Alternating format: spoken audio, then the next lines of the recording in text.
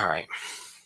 I got an email. Good evening, everyone. You're in the spotlight with Brian Gardner for this Tuesday, February the 13th, 2018. Good to have you all here for our first and only show of the week. That's a real change. I'll explain that in a moment. You all talked me into it, by the way. I'll just spoil that.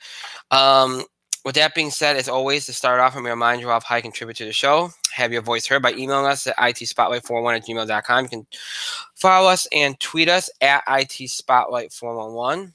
Please remember to use the hashtag itspotlight411 for anything you tweet regarding the show. And on Facebook, search for In the Spotlight 411 and make sure you like our fan page so that you can interact with us if you so choose, or continue to hide behind emails. That's what you want to do. That's fine too.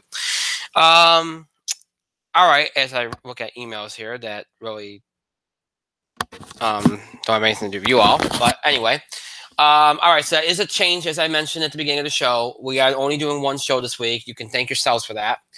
Apparently, a lot of you are choosing to either do Valentine's Day tonight, or what seems like some of you, at least those that were in touch with me over the last 5 days, are doing a lot of Valentine's Day stuff on Thursday. Now, are some of you Marvel fans? Are you going to see Black Panther on Thursday? Is that what's going on?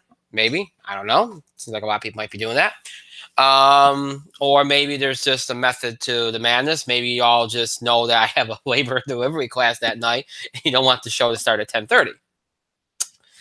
But regardless, we've decided, and look, honestly, it did start with the idea that a lot of you indicated to me that you had a lot of things going on, Valentine's Day and everything. And then I also got talked into it by Mike about the idea that, with these classes on Thursday, it's been kind of hard. Why not just kind of bypass it? Because this is the last class this Thursday.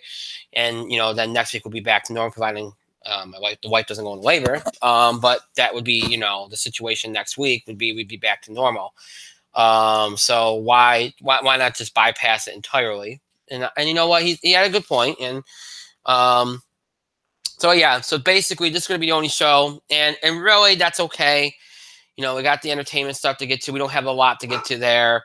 We have a few wrestling things to get to. And then really we're just going to do college basketball. There are some other sports things I'll quickly touch on.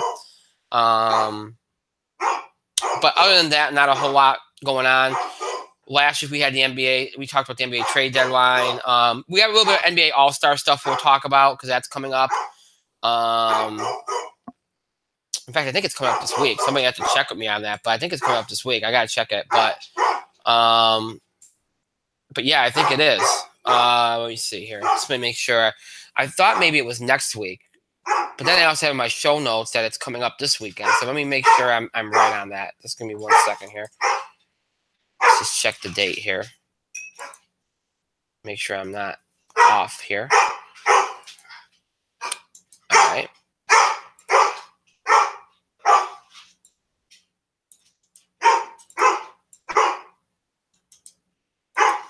Okay, NBA All-Stars. Let me make sure here. I just want to be accurate. Okay. Yep. Yeah. All right. This weekend. Okay. So NBA All-Star weekend. So we'll talk a little bit about that. Kind of give a little bit of a preview into that. And we'll do a little bit about that tonight. So, but other than that, that's all we got to really do. So that's the deal for tonight. So we'll do, like I said, college basketball, NBA, a couple other little things in sports, some wrestling, and we'll do our entertainment stuff, and that will be the extent of it tonight. So a pretty full show, but not like nothing unbearable like we've had to do in the past, where we had a lot of stuff to get through. So that'll be our only show this week. Now, like I said, and as I've been saying this entire month, as for what happens beyond tonight, a lot of it's just going to depend. A lot of it's just going to depend on, circumstances. And,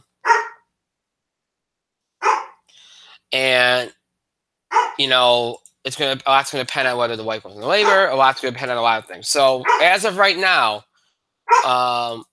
just to let you all know, okay, the plan for right now is to have 2 shows next week. Tuesday would be a little bit of a combo show, sports entertainment. Next Thursday, we do a show previewing WWE's Elimination Chamber pay-per-view. And that would be how we do things next week. So again, if you have a question or comment related to wrestling, you can send it in before the show next Thursday or during the show next Thursday. And we'll obviously work that in if we choose, if we choose one of your questions or comments. But that would be the drill for next week. Now, again, a lot depends. If the wife goes into labor, then, we'll obviously won't be able to do a show, or there'll be special circumstances or something. And I'll explain those on social media. If that's not the case, if everything's normal, then we'll do a show. That's just the way it's going to work. And that's really going to be the way it's going to be until further notice, until everything kind of goes down. So obviously once we hit March, we always have hiatuses. We only do one show a week anyway, for most of March. So, but until that point, a lot of it's just up in the air. So, just kind of bear with us. So this Thursday, there won't be any show. This will be the only show this week. And again, if everything goes as planned, we'll be back with 2 shows next week, both Tuesday and Thursday, unless otherwise noted. So keep them, and this is really an important thing. Keep an eye on our social media. Keep an eye on our Facebook. Keep an eye on our Twitter. If there's any updates, any changes to the schedule, any cancellations, delays, or anything like that, we will be sure to let you know as soon as we can. And then you all know what's going on. If there's any changes, anything to do with the show. And really, if you see a cancellation or delay, you're going to probably know that, stuff's going down, and that's why we're, that's what's going on. So, in-base stuff going on, me and my wife's probably in labor. So that's kind of how it's going to work. So, just kind of playing it by ear, and we'll see what happens. So this will be the only show this week. I know somebody that's really happy about that. My co-host, Mike, who's now in the spotlight. Mike, how you doing? A delicious player. And you just had to interrupt me, didn't you? I suppose I did. Could you? I trusted you, Brian. You had one job. Yes. I usually fail at that. Yes. How miserable. Yes. Yes.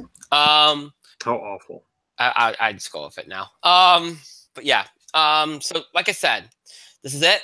So we got some stuff to get through. We'll get through it, as we always do. We'll start with entertainment, work our way through.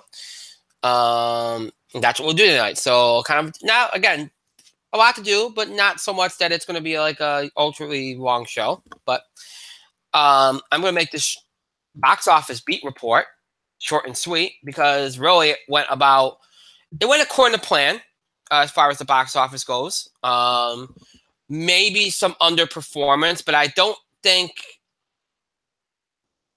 it's underperformance that I think people expected. Because, whenever you think of a franchise like this 50 Shades franchise, okay, there's a trajectory that happens with it. The first one always is the biggest. And obviously, they're all always very front-loaded. All these kind of movies are, like, geared towards the female audiences. They're always like that. But the first one's always the one that makes the most money when you get with these. It's the second, and then you see a drop-off with the second, and then as it goes on, there's a drop-off. So I guess it wasn't shocking to see this third and final film underperform based on estimates. Because I think a lot of people thought it was going to make about 50, 60 million, which would have put it near or on par with the second film. It ended up making 38.5, which is still not bad. It's only a $55 million budget. It's already made over 130 million worldwide. So it's fine.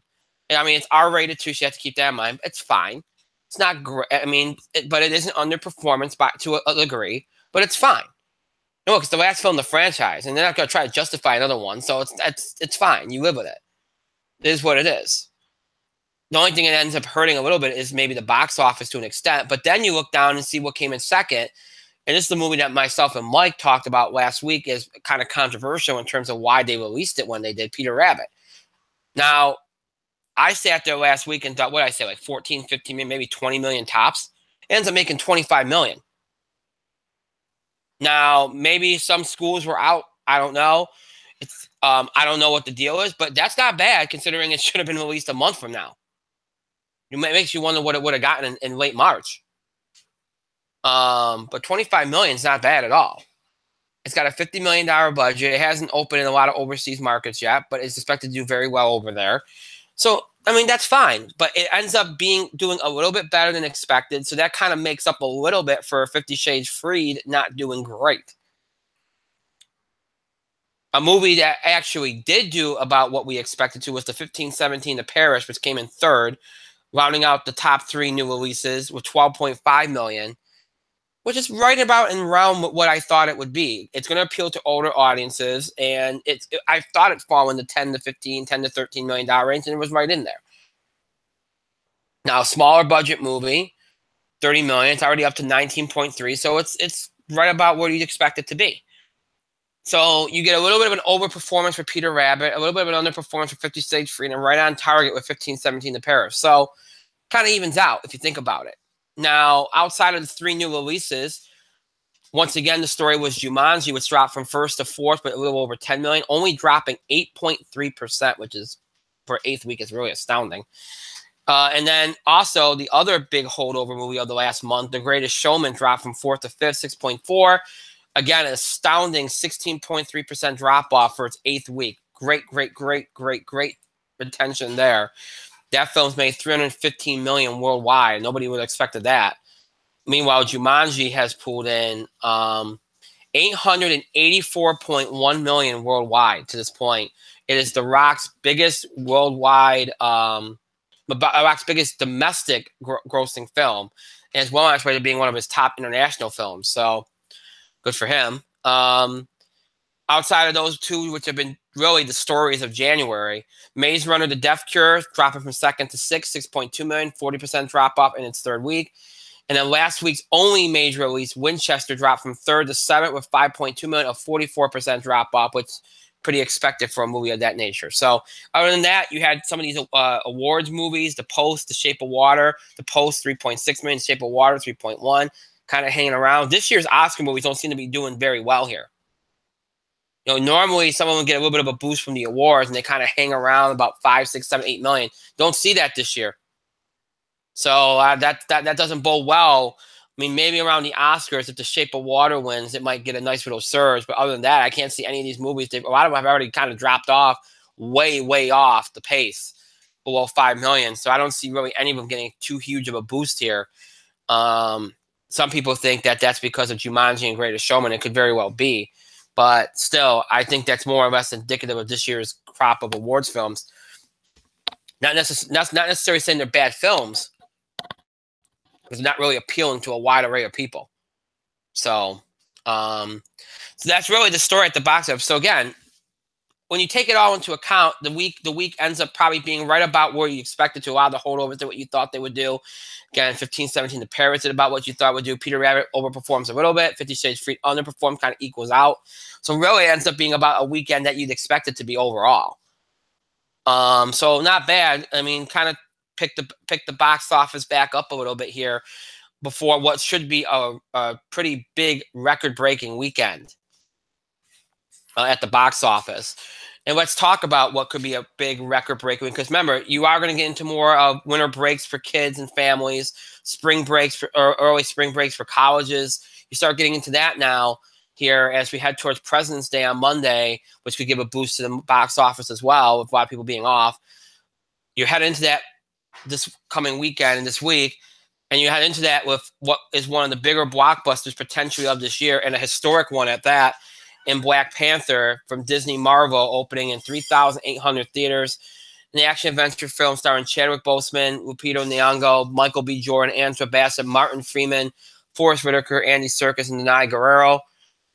The reviews have been stellar. It's been tracking towards about 150, 160 million. A lot of people think that's being modest. It could potentially get closer to 200 million, which is obscene for February. I don't know if I'd put it that far. I'd probably stick with about 160, 165 right now, but anything's possible here. This movie,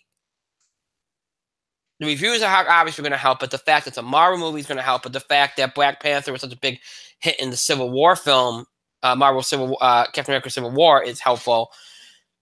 But I think what's really kind of given this film an extra boost in momentum is the fact that it's so relevant, culturally relevant, and so iconic and historic for a lot of people, obviously for African Americans. And you're seeing it's really kind of dipping into that need for representation and equality and wanting, I mean, it's the African American superhero.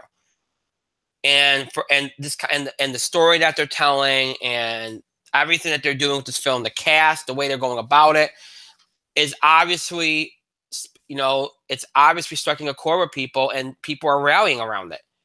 And I think that's giving it an extra boost, and that's going to be what carries it. Word of mouth will carry it too to what could be a historic weekend. This is a historic film, and it could end up being a historic weekend. So really, you're at least going to see 150 to 160 million here, which would be huge for mid-February. Huge. That's what you're really looking at. So I think at the bare minimum, it could be bigger, and that would be something of even more marvel at. So no pun intended. So outside of Black Panther, you have two other releases. One I classify as somewhat major, and the other kind of more limited. The next biggest release is Early Man, from an animation film from Lionsgate, opening in 2,400 theaters with the voice talents of Tom Hiddleston and Eddie Redmayne and Maisie Williams. PG, only in 2,400 theaters. Hasn't really, I mean, it's been advertised, but really doesn't seem like it has a lot of momentum. If it makes about 8-9 million, consider yourself lucky. Especially with Jumanji still doing what it's doing and such. So, and plus Black Panther figures to do well with families as well. Next up, you got Samson, a drama from Pureflix, opening in 1,250 theaters, starring Jackson Rathbone, Billy Zane, Taylor James. Again, very small cast. These kind of movies, these period dramas, they don't always do. They don't really do well anymore. Very few do.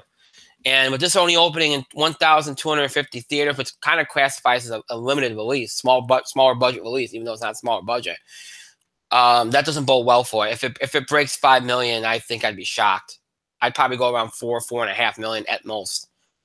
So really, this weekend belongs to Black Panther, and judging by where everything was last week, you pretty much expect Black Panther to be way out in front and first. Again, I'm going to go for about 160, 165 million. Could be above that. I don't expect it to be too far below that if it is. So that's really good. That's going to be your number one movie. Second place, I would expect to see 50 Shades Freed. Probably around 16, 17 million, maybe a little lower than that. Let's see what else. Because I don't think Early Man's going to break 10 million. Peter Rabbit, probably down around 11, 12.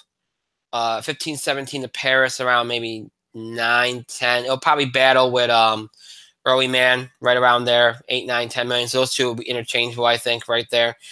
And I think you'll see Jumanji around, based on the way it's been dropping, around 6, 7. It'll probably drop its hardest in a few weeks, hardest lately this week. So maybe around 7, 7.5 million. Greatest Showman around 6, 6.5. Maze Runner around 5 million, and everything else I think will be under 5 million, including Samson. So that's how I see. That's how I see this week's box office going. It's going to belong to Black Panther far and away, no doubt about that. So that's kind of like a spoiler alert, but it will. This weekend belongs to Black Panther. So, Mike, any thoughts on box office last week or this week? Black Panther's going to win. Why is that surprising? It isn't. All right, then why have no other thoughts?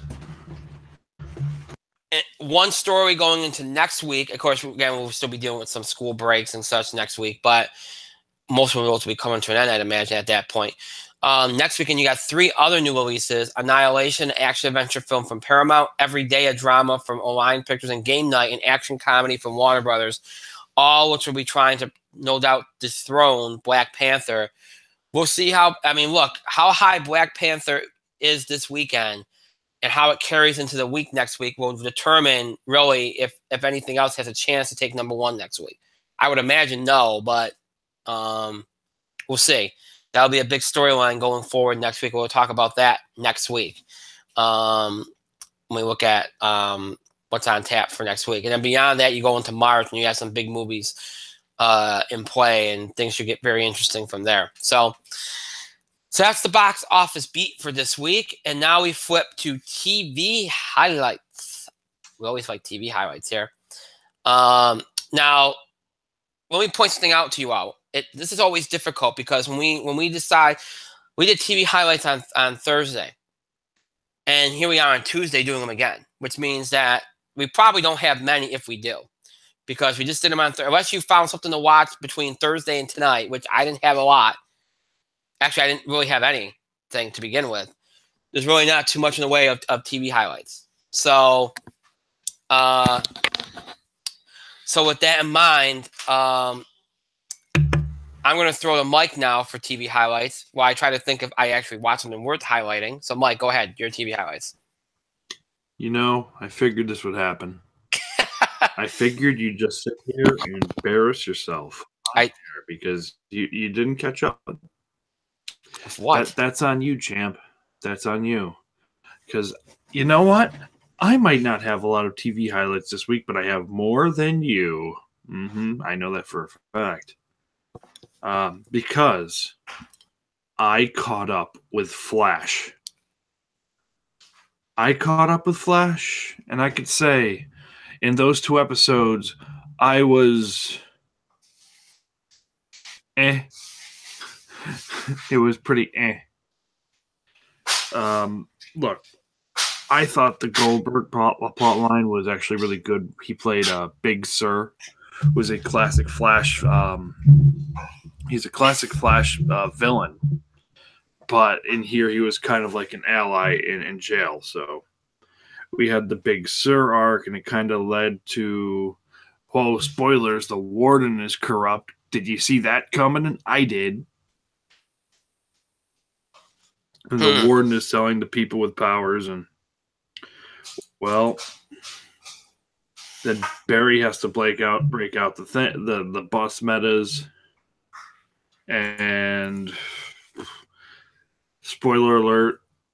Hey, did you like I'm gonna spoil this. Hey, did you like DeVoe's new body? Did you like DeVoe's new body?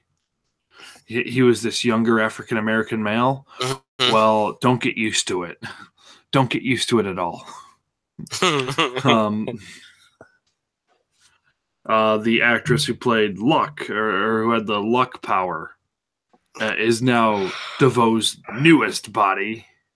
So, at this point, honestly, did we really need DeVoe to move like 15 bodies at this point? No, because that kind of sucks. That kind of sucks. And look, I was looking forward to DeVoe because it's the first Flash villain that isn't a speedster or gorilla. And they barely used the gorilla. So I don't know. It's like, I don't agree. Look, if it was DeVoe in his oldest body, the first body we saw, then that would have been great. That actor was great. The voice was great. The relationship he had with his wife was great, because now you can kind of start to see how this season's going to play out. You start to see it now. And that's not good for something like Flash. But I will say the actor who's playing Ralph Dibny is a highlight. Ralph Dibny's a highlight character. We've got some more development on Harry Wells, and that's good. That's good. But the Goldberg stuff was fine. I actually like Goldberg and as Big Sir on the show, but the problem is we wrote him out. So, all right, no more Goldberg for now. That's too bad. But other than that, Flash was okay. And because I mentioned Flash, I guess I have to mention Arrow, and of course I have not seen Arrow. I refuse to see Arrow. But I will say, from the little I've seen, the Hayden James stuff is great. Hayden James, Michael Emerson is fantastic, but I refuse to watch Arrow. fix the Felicity problem. Until they fix the Olicity problem. And I feel like, without looking it up, I feel like, and I'd like to look this up actually real quick. But meanwhile, I did see, in America and on Ovation, we got the season premiere of Murdoch Mysteries, aka The Artful Detective. It is the season 11 premiere, and as we saw last time, Murdoch, our hero, Detective Murdoch, was being framed for a murder he didn't commit, and we had and 3 of his allies were shot in a church. The Inspector Brackenreed was being held at gunpoint, and his wife Julia was abducted. So this episode, I'm not going to spoil this, but we see how all of these fates play out. And yes, their death. I'm not going to say which one it was, but there was a character death. But the episode was good. The episode was very good. Let's see. Sorry, I'm typing something. But the episode was very good. The mystery was great. The acting was fine. Can't complain about it. So, and Murdoch Mysteries always has great writing and great acting. It is definitely the highest of the show. It is definitely the highest of the Canadian shows that we've gotten so far. So I highly recommend Murdoch Mysteries. There was a Star Talk. His guest this week talked about the science and religion and philosophy and whether or not there's actually free will.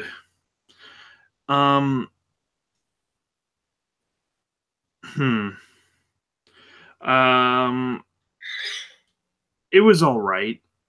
It wasn't my favorite episode of Star Talk. So yeah, wasn't that bad.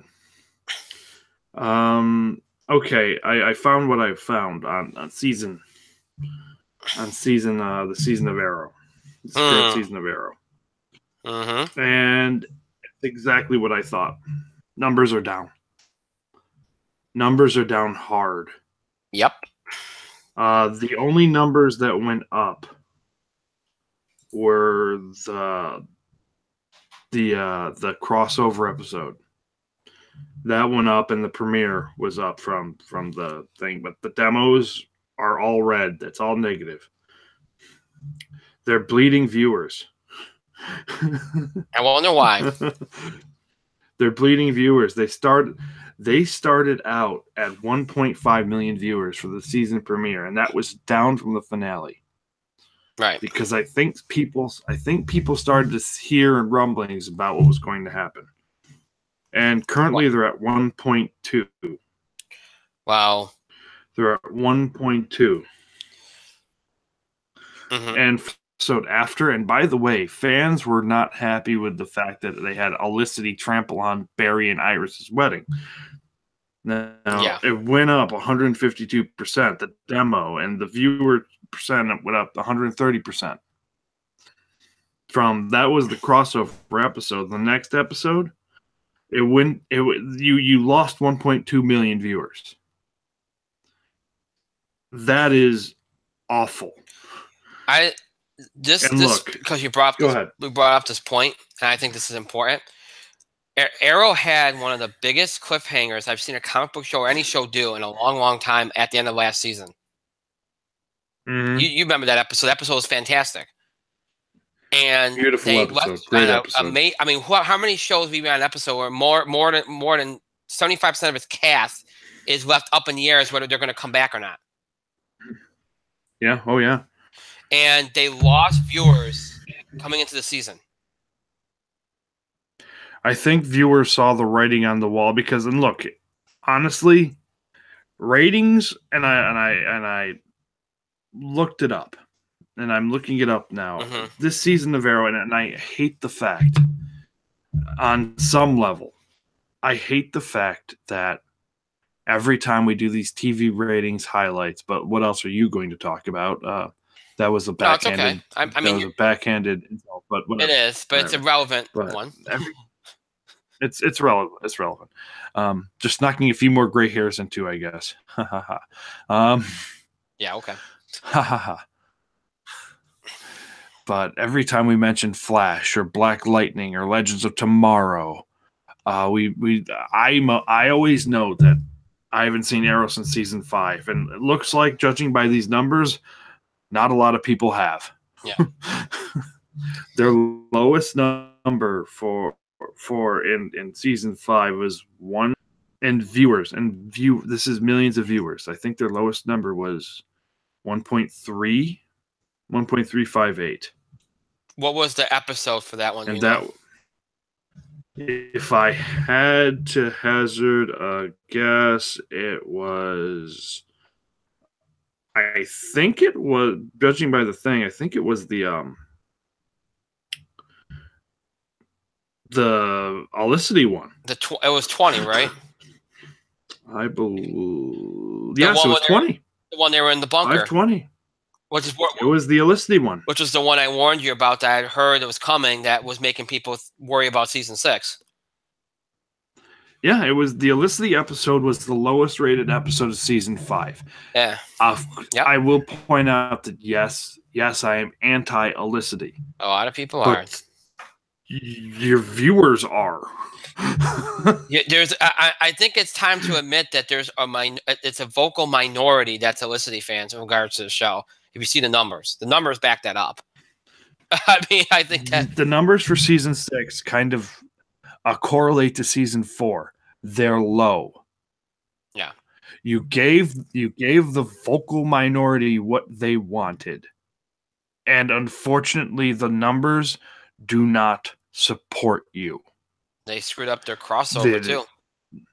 So they ruined their crossover, and they gave Arrow more negative things. So the problem is this: Arrow is a great show, or at least seasons 1, 2, half of 3, and 5 were great. Uh-huh. So you've got the other half of 3, 4, and 6 that are shitting the bed. So I'm going to say this. Once Guggenheim and company get their heads out of their asses, get the hell away from Olicity from here on out, maybe you can salvage the Olicity problem. Maybe you can salvage Arrow as a show. Because you're bleeding demos and bleeding viewers, and that is not good. The Tumblr fan base cannot be catered to. You gotta let the ship die. You gotta relegate that to fan fiction and Tumblr postings, period, and Twitter postings. You gotta let it die. And I know you're staring into this thing, but I know you agree with me. They have to let it die in the number. Because look, you have your ship, and that's great, but the numbers don't lie. Oh, they don't. That's like a climate change denier saying, "Oh well, climate change isn't real." But when the numbers are sitting them in the face, it's hard for them to say, "Oh well, maybe I'm right, maybe I'm wrong." So the numbers are. It's the truth. And the other point I'm going to say is don't be surprised if Caden James shows up as a big villain on Legends of Tomorrow, where Arrow villains seem to go to get rehabilitated.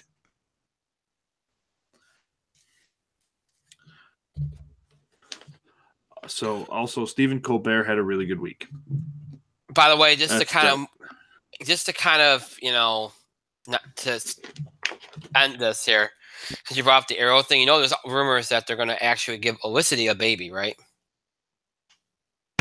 I hope we never see it.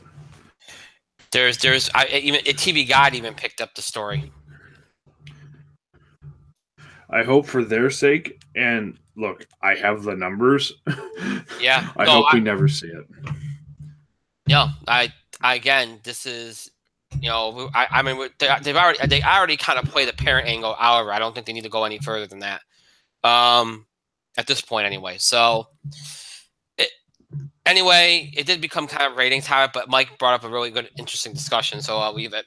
But as for my TV highlights, again, since Thursday, I really haven't watched anything. So, other than basketball, Olympics, and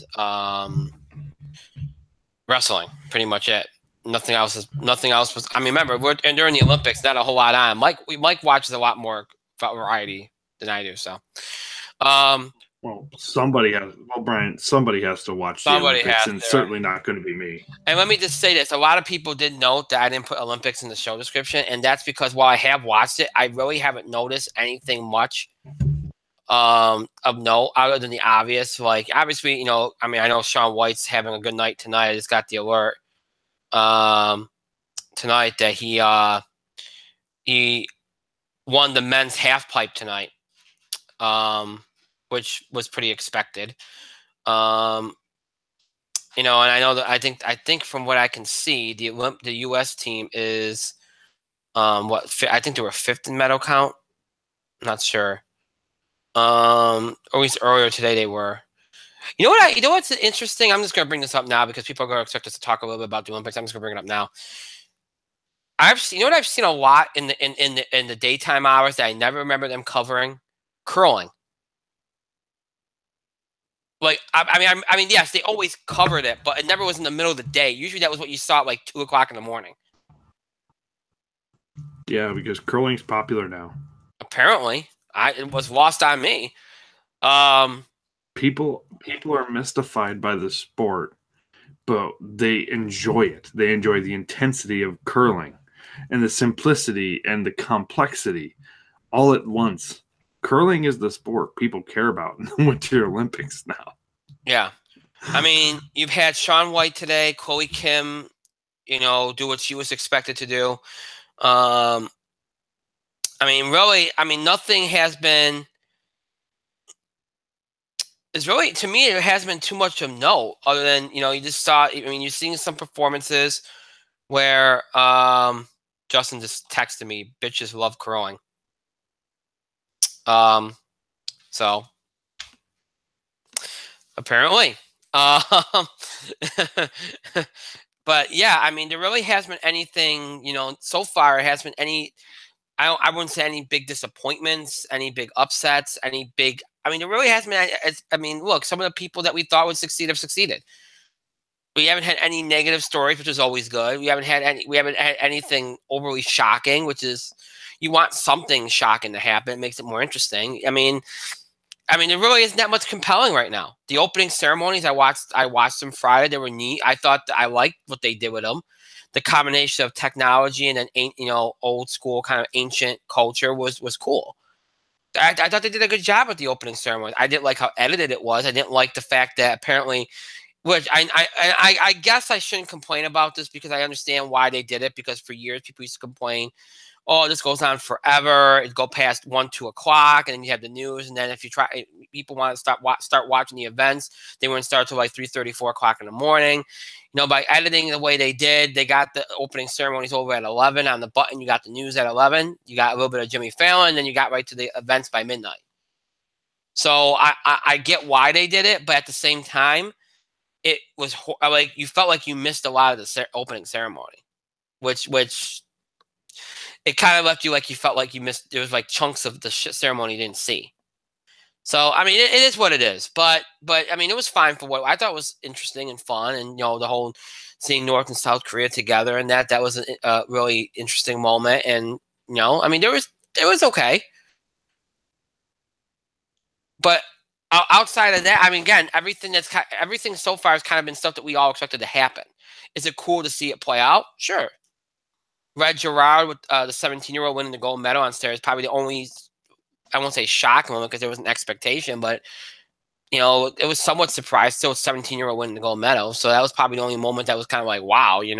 Everything else has been expected because the right people are doing their thing. So that's all I have to say about it. It's not really much to talk about. Maybe by next week there'll be more stuff to talk about. We'll see. I mean, if the hockey pulls up, has something going on, we'll talk about that too. Right now things are early, stuff can happen, but so all right, at least I'll throw that. I'll put that in the middle of the TV highlights. I did watch some Olympics this week, so other than that, I didn't watch anything. So we should thank Mike for the TV highlights, and then thank me for throwing out some Olympic stuff here, so you can say I talked about it because there isn't much to talk about when it comes to it. So yeah, a little bit of Olympics and some TV highlights. There you go. We move on. So that's all the entertainment stuff we have to talk about. Now we got some sports stuff to get to. We'll do the wrestling stuff we'll kind of dance around a little bit here. We'll do some sports stuff. Couple quick things to talk about that have taken place over the last 5 days. We'll go a little NFL here first. The Indianapolis Colts have a new coach, Frank Reich, the Eagles offensive coordinator. Kind of happened very quickly. Good hire. He obviously did very well for the Eagles dealing with Carson Wentz and Nick Foles. So we'll see how that does there. Hopefully, if Andrew Luck's healthy, I think he could do very well there. If Andrew Luck's not, then he probably won't have much success once they find another quarterback. So we'll see how that works out. So that was an interesting story. I think that was a good hire. So you have that. That's the NFL story I wanted to briefly touch on because people were asking me about it. We had Pebble Beach this weekend. Nothing big of note. I think it was Tony. I think the big story was it was Tony Romo's first big. I think Tony Romo's done the Pebble Beach thing before, but he's going serious in the PGA now. So. We'll follow him and see his progression throughout the PGA season. But Pebble Beach, always a great event. Probably one of my favorite golf events of the year. Just a great course and a lot of fun. The Pro-Am, you get the amateurs and then the pros, celebrities. It's always a fun event. So it was very fun this weekend. And again, Tony Romo will probably be a big story going forward here. And plus, Tiger Woods has come back too as we approach the Masters. So I just want to kind of bring that up. But Romo looked good, and we'll see where it goes. Not much else I can say about that. People ask me about it. It's like not much I can say about it. What do you want me to do? Spring training is underway. Baseball officially back. I didn't put this in the show description, but I have to bring this up because there was a big story yesterday. What Goose Gossett said. If you've been following this. If you're a Yankee fan, you've been following this. Look, it's not the first time he's embarrassed himself. I like Goose. Okay, I like Goose. He's a Hall of Famer. He was great. He's one of the best relief pitchers of all time. One of the best pitchers of all time. But he's completely out of line. You could tell he's one of those. I mean, look, not all veterans are like this. I'm not saying that, but he's one of those veterans that's lost touch with the game and the way it is. I don't like the analytics thing either. I do like a manager that kind of be able to make his own decisions based on his gut and his emotion. But at the same time, the game, look, things are going to evolve. Things are going to change. You either accept it. You don't have to agree with it, but you have to accept it. And calling people names and calling Brian Cashman out and calling the organization out. Him insulting Mariano Rivera last year was completely uncalled for. I would kick him out of camp for that. Mariano Rivera did not just pitch one inning of baseball. Okay? Yeah, well, there's times when he did, yes. Was there a lot of saves that were just winning? Yes. But Mariano Rivera also had a lot of multi-inning saves. I can't tell you how many times you saw Mariano Rivera in the 8th inning. All right? Just because these guys don't pitch like they did back in the 80s and 80s and early 90s doesn't mean that they're any less relief pitchers than Goose Gossett was. For Mariano Rivera to do what he did for so long, essentially one pitch is an accomplishment that no other pitcher is ever going to match. And to try to undermine that and claim he wasn't, which he was. He was undermining it because for him, you're not a good pitcher unless you pitch 2 or 3 innings every game. And that's simply uncalled for, and that's insulting. So I completely understand why the Yankees would not let this guy into camp. And calling out the GM is not going to do anything for him. Hopefully he comes to his senses and apologizes and realizes that while he can disagree with the way the game is and some of the decisions that go into things, to do what he did the last year and a half, and some of the comments he made were just completely uncalled for and unfair and just inaccurate. So, God bless him. I love Goose, but man, that's what some of the things that he's saying are just ridiculous. But that happens. Sometimes you get veterans that lose touch with the game, and they don't like the way the game's being played, and they're bitter about it. And they're entitled to feel that way. But you're also entitled to tell them that they're being ridiculous about it. So It is what it is. Mike, you want to rant about Goose Gossage at all? I want to rant about Goose Gossage. I don't know. Maybe you want to rant about him. Everybody wants to rant about him, so you know. I don't want to rant about Goose Gossage. But just thought you might want to what pile he on. said was dumb. Really dumb. What he said was dumb. Look, nobody likes sabermetrics except for people who actually like sabermetrics. But all 5 of them can go away for the moment. Maybe 6 of them. I don't know. Freaking nerds. Anyways.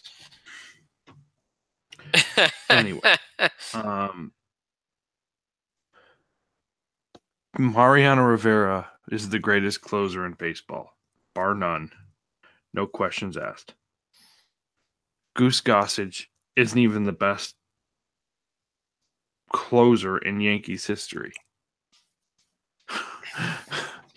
He might be number 2. But the fact that he didn't want to be compared to Mariano last year, it's an insult to be compared to Mariano. You run your mouth, things happen. You run your mouth about Brian Cashman, who, by the way, if it weren't for Brian Cashman and his baseball instincts, the Yankees might be in the shitter right now.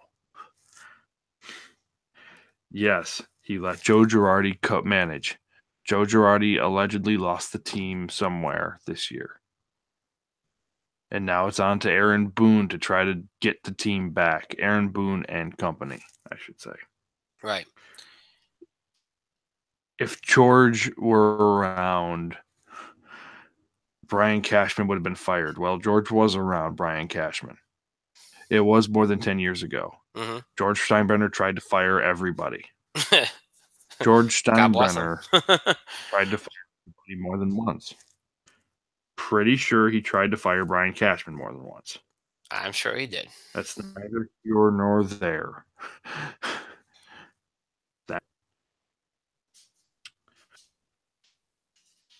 What he said was incredibly dumb. It was incredibly rude. And don't be surprised when you're not invited.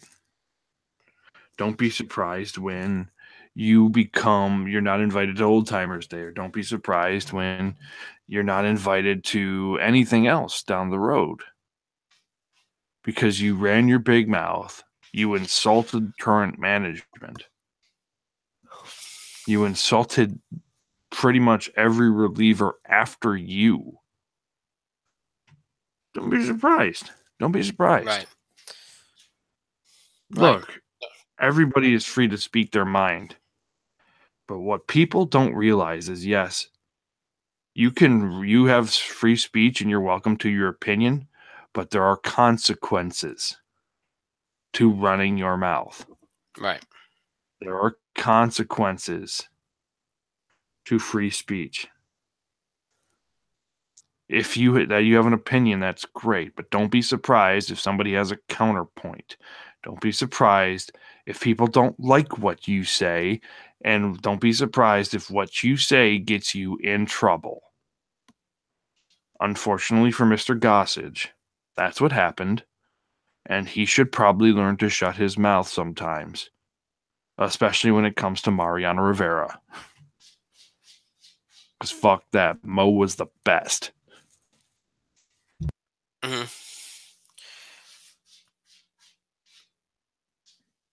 Okay. All right, so I just want to kind of touch on that. Obviously, again, spring training started today, so baseball's officially back. At least in that in early form here. Also this weekend, as I mentioned earlier in the show, we got the Daytona 500. We don't talk about that, but also the NBA All-Star Weekend is this weekend, one of the best weekends of the year. Mike will tell you, All-Star Saturday Night's always a fun event. You got the Celebrity Game on Friday, Rising Star Challenge as well. Saturday, Skills Challenge, 3-point shootout, and Slam Dunk Contest. Here are your participants in the skills competition. Spencer Dinwiddie, Spencer Dinwiddie of the Brooklyn Nets, Joel Embiid of the Sixers, Buddy Hield of the Kings, Al Horford of the Celtics, Lauri Markkanen of Chicago Bulls, Jamal Murray of the Denver Nuggets, Kristaps Porzingis, who is not going to be in it. He's injured, is being replaced by Donovan Mitchell of the Jazz. So he'll be in that spot. And Lou Williams of the Clippers. Those are your skills competition participants. 3-point contest. Bradley Beal of the Wizards, Devin Booker of the Suns, Wayne Ellington of the Heat, Paul George of the Thunder, Eric Gordon of the Rockets, Tobias Harris of the Clippers, Kyle Lowry of the Raptors, and Klay Thompson of the Warriors. So Eric Gordon's the defending champion. So obviously not as many Warriors in this as there were last year, but still, you got Klay Thompson there. So there you go. And then the slam dunk contest. Victor Oladipo of the Pacers, Larry Nance Jr. of the Lakers, Dennis Smith Jr. of the Mavericks, and Donovan Mitchell replacing the injured Eric Gordon. He's from the Jazz. Donovan Mitchell is going to be replacing two people in this. So, in two things. So Donovan Mitchell goes from nothing to being in two competitions on Saturday night. So good for him. Time for him to make his name. So as it stands right now, the dunk contest, I would say, I'm going to go with Larry Nance Jr., the new Cleveland. Oh, by the way, he's not with the Lakers anymore, Larry. He's with Cleveland now, so we should adjust that.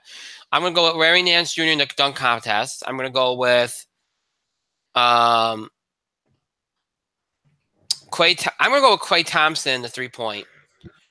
I know it's an easy pick, but, you know. And I'm going to go with, I think it's going to be Lou Williams or Buddy Hield. I'll go with Lou Williams in the skills. And then you have the rookie sophomore game, the Rising Star game. The U.S. team will be Lonzo Ball of the Lakers, Malcolm Brogdon of the Bucks, Jaylen Brown of the Celtics, John Collins of the Hawks, Chris Dunn of the Bulls, Brandon Ingram of the Lakers, Kyle Kuzma of the Lakers, Donovan Mitchell, he's all over this thing, isn't he, of the Jazz, Dennis Smith Jr. of the Mavericks, and Jason Tatum of the Celtics. That's the U.S. team. And the world team, Bogdan Bogdanovic of the Kings. He's from Serbia. Dylan Brooks of the Grizzlies. He's from Canada. Joel Embiid of the Sixers. He's from Cameroon. Buddy Hield of the Kings from the Bahamas. Lauri Markkanen of the Bulls. He's from Finland. Jamal Murray of the Nuggets from Canada. Frank Ntilikina of the Knicks from France. Domantas Sabonis, Indiana Pacers from Latvia. Dario Silic, Sixers from Croatia. And Ben Simmons of the Sixers from Australia. So that's your Rising Stars game, World versus U.S. team. And then, of course, the All-Star game. The Rising Star game will be on Friday, along with the Celebrity game.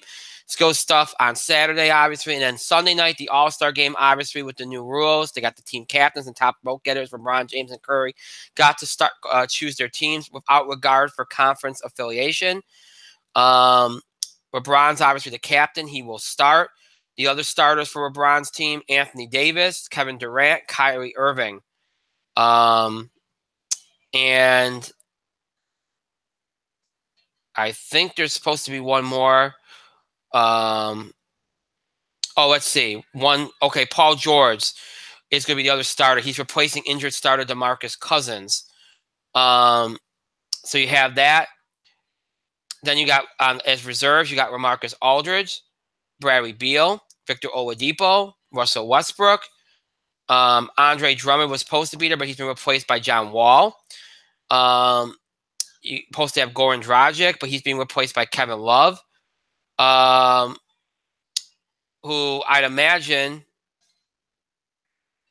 Oh, okay. Kevin Love's being replaced by Goran Dragic. I'm sorry. And Andre Drummond's replacing John Wall. So my bad. I confused that. My bad. And then Kemba Walker is replacing Kristaps Porzingis.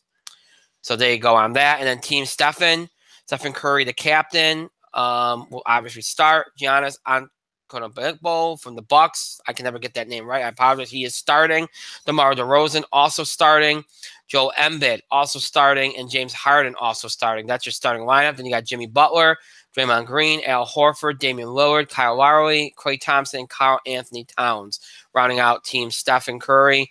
So LeBron's team's been kind of ravaged by injuries, but he also has the better team, even with the replacements. So I'd probably favor Team LeBron. And obviously, they're playing for charity now. We talked about that a couple weeks ago with the money. But I'd still pick Team LeBron in that. So it looks like a fun event this weekend. Also weekend's always fun. So especially Saturday night. So I think it should be pretty good. I look forward to seeing how the players play Sunday night with the whole situation, the new stuff that they got going on. So, Mike, you got any NBA All-Star thoughts? I'm looking forward to not watching some of it. I'm going to be honest with you. Some of these events lack the star. Some of these events just lack the star power. Some of these events lack the star power they really, really desperately need. So it's hard out there. It's hard out there. But then you're right. I think we're long past the era of stars like Blake Griffin and Dwight Howard. Yeah. Doing the slam dunk contest, and that isn't that a depressing notion. It's going to be interesting. So, that's all I got to say. It's going to be interesting to see Sunday night and if the new stuff does make it better, like the fact they're playing for charity and all that. But I still I still think Team LeBron's probably going to win, but even with the reserves, but probably I'd lean in that direction. But I could see LeBron being super serious about it. So, what, the kid from Utah couldn't get a call for this? Come on. Yeah, I know. He's in every other event this year. Somebody should have called him up. Yeah, right. It's so funny to read the stuff for Saturday night and see him all over that. He went from not being in anything to being in 2 out of the 3 major events. It's crazy. But yeah, and some stuff. And some stuff on Friday too. So yeah, he's in the Rising Stars game. Yeah, he's in that too. So yeah, he's everywhere. Donovan Mitchell. Yeah. And by the way, you remember where he's from, right? What college? Remind me. He used to kill Syracuse. He used to hurt Syracuse all the time. Donovan Mitchell. What was his name? Where was he from? Because your stream skipped. Oh, I was saying, do you remember? Do you know where he's from? And I said, remind me. Oh, Louisville. Oh, I forgot. I tried to forget about that. Thanks, yeah. Brian. Thanks. Sorry. So we'll see. We'll obviously talk about All-Star Weekend next week. We'll talk about all the big events, all the big events and all that stuff. See, hopefully they have a good weekend. Look, the NBA the league does everything it can do. You wish that more stars did the Saturday night stuff because that would make it even better. But we'll see. Hopefully someday these guys do it. But all right, so that is okay, that's the NBA All-Star stuff. We're going to jump out of sports and jump to wrestling and then jump back into sports to finish the night with college basketball because college basketball sometimes takes a little while and I don't want to not get to the wrestling. So we'll do some wrestling right now. And I'm going to be very quick with this because not a whole lot to talk about. We had Raw last night, SmackDown tonight. SmackDown had some shocking developments. Spoilers incoming because the main event at Fastlane has now become a Fatal 5, which is funny because wasn't it like a Fatal 4-Way a month ago? And then we basically just changed the participants and added somebody to the match. That's basically what happened. So after Kevin Owens and Sami Zayn interrupted the Baron Corbin Dolph Ziggler match, Shane McMahon announced that Kevin Owens would face Baron Corbin and Sami Zayn would face Dolph Ziggler. Both Ziggler and Corbin won their matches, and if they won their matches, they're both going to be added to the main event of Fastlane. The WWE Championship main event at Fastlane, and that's what happened. So you now have Dolph Ziggler, Baron Corbin, Kevin Owens, Sami Zayn, AJ Styles, Fatal 5-Way for the WWE Championship at Fastlane. Also tonight, U.S. title match between Orton and Roode got interrupted by Jinder Mahal, so I imagine that'll be a thing at Fastlane as well. Probably culminating in the match being about Orton and Roode at WrestleMania. And other than that, there wasn't anything shocking or big that took place, I don't think, at least from what I can read on SmackDown. So it doesn't look like a bad episode, but a lot of swerves as Dolph Ziggler all of a sudden now, with his new contract, has become a major player. And then on the flip side, you had Raw last night, which had a decent Sasha Banks Bayley match. Some other things going on. A nice Asuka clip package. The Cena Miz match at the beginning was really good. The promo by Miz was really good. The main event, which featured Finn Balor and Seth Rollins pinning Bray Wyatt at the same time, which was resolved. And Mike, you said this could happen. They chose to resolve it by putting both Rollins and Balor in the chamber. So now you got, yep. So 7 guys in the chamber now. Of course, this is because Jason Jordan is out of WrestleMania. It was talked about today by a number of sources that Jason Jordan was Seth Rollins' match, and now nobody knows where they're going with that. So we'll see what they do with Seth Rollins now that Jason Jordan is out. Also, looks like Samoa Joe will not be making it now, as he's been taken off live events through May. So you don't have that as a factor anymore either. There's also, I'm going to throw this little bit of news in there too, even though we'll kind of talk about Raw. It was also mentioned today that Leo Rush might be coming up in the Cruiserweight tournament. I know it's kind of jumping the Cruiserweights, but everybody's been wondering what's going to happen to the Cruiserweight tournament. Well, there's talk that Rush is going to be a part of it as well. So let's look to see if that happens. It's 205 Live now, as we mentioned last week. It's now under Triple H's control. And there's also word that Triple H is going to be taking over more of the responsibilities in at Raw and SmackDown and handling a lot more with Vince doing the XFL thing, even though he said it wouldn't happen. It's looking like it might, and Triple H is assembling his team, including Jeremy Barash from Impact Wrestling, who is figuring to be one of Triple H's major associates. So we'll kind of follow that story as we go through Mania and beyond, because that figures to be a big story going forward.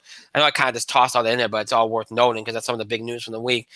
Outside of that, as I said, I talked about SmackDown, Raw last night, a couple of things I mentioned already, but the big thing was probably Braun Strowman and how he shocked the world with his awe-inspiring voice and entertainment quality, complete with him pretty much wrecking Elias with a bass, massive bass, which was the highlight, and that was the biggest thing that people pretty much talked about outside of the main event last night. So, all in all, it was an okay Raw and okay SmackDown, but nothing big. And again, a couple other real news stories, but nothing earth-shattering going on here in wrestling. Mike, any thoughts on what's going on in WWE?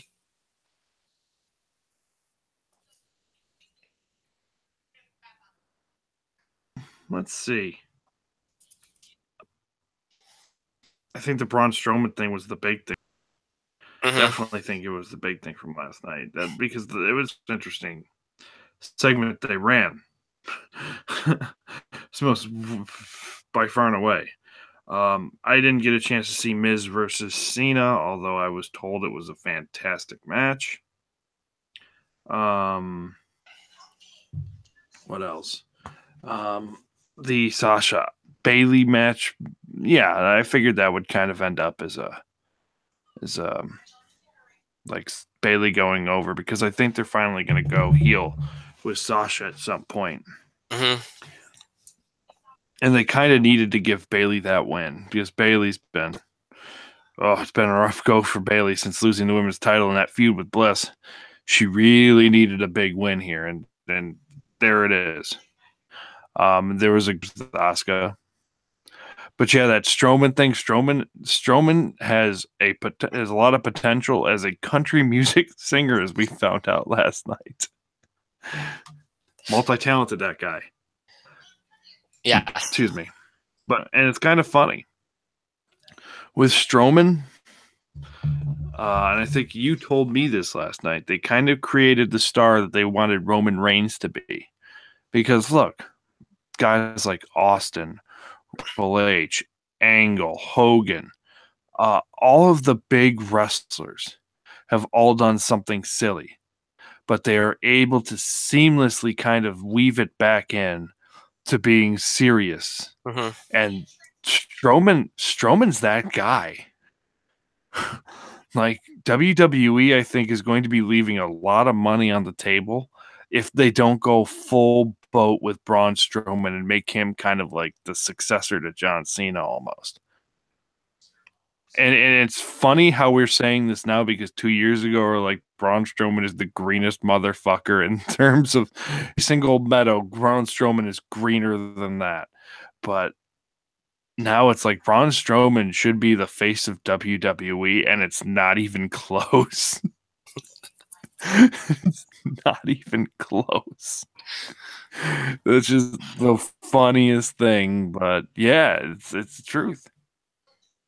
So, but the fatal, what was the last chance fatal 5-way for the elimination chamber? There's a lot of fatal 5-ways happening in the next 2 months.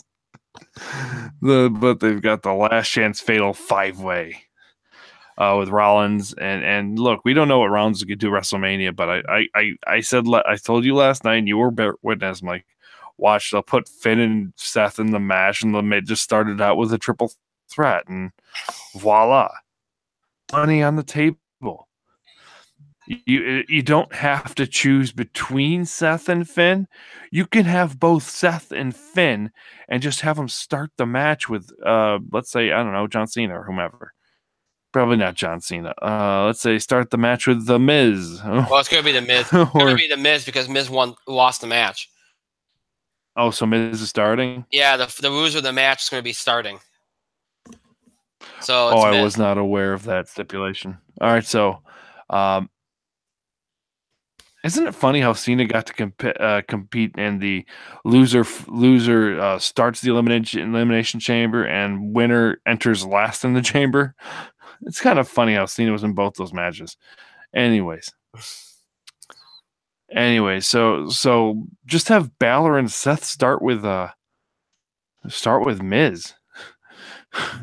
Yeah. And the guys who won their first chance matches, Strowman, Cena, Elias, who's going last, and who's the other one? What? Why am I blanking on the last guy in the chamber? Oh, it's Elias. I said Elias. Because you've got Finn, Seth, and Miz, and then you have Cena, Strowman, Elias is in last, and I'm blanking on the other guy. Who's the other guy going to be in the chamber? I can't. The other guy. Strowman, Reigns, Rollins, Balor, Reigns. Miz, It was Reigns. How do you forget the guy that's probably going to win it? Why are you asking that question? You know the answer to that.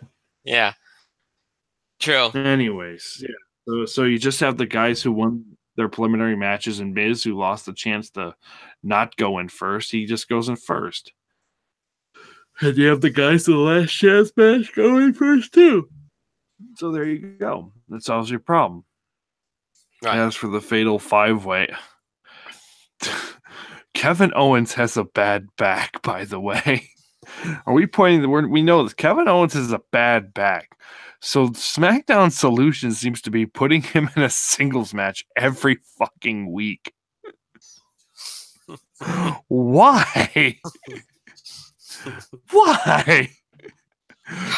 It's like, hey, Kevin, we don't want to make sure you get to WrestleMania. It's like, what the fuck? The guy has carried SmackDown all year. Like all year. Like Kevin Owens is the only guy, and I'm a fanboy, I know, but you cannot deny. Kevin Owens is the reason people watch SmackDown. He was in the biggest storylines, he was in the most interesting segments, and even when he wasn't, he tried to make sure that it damn well was. And if he couldn't, he made sure that you were going to discuss it the next day, because look, AJ Styles is AJ Styles, but he did not have a great year this year.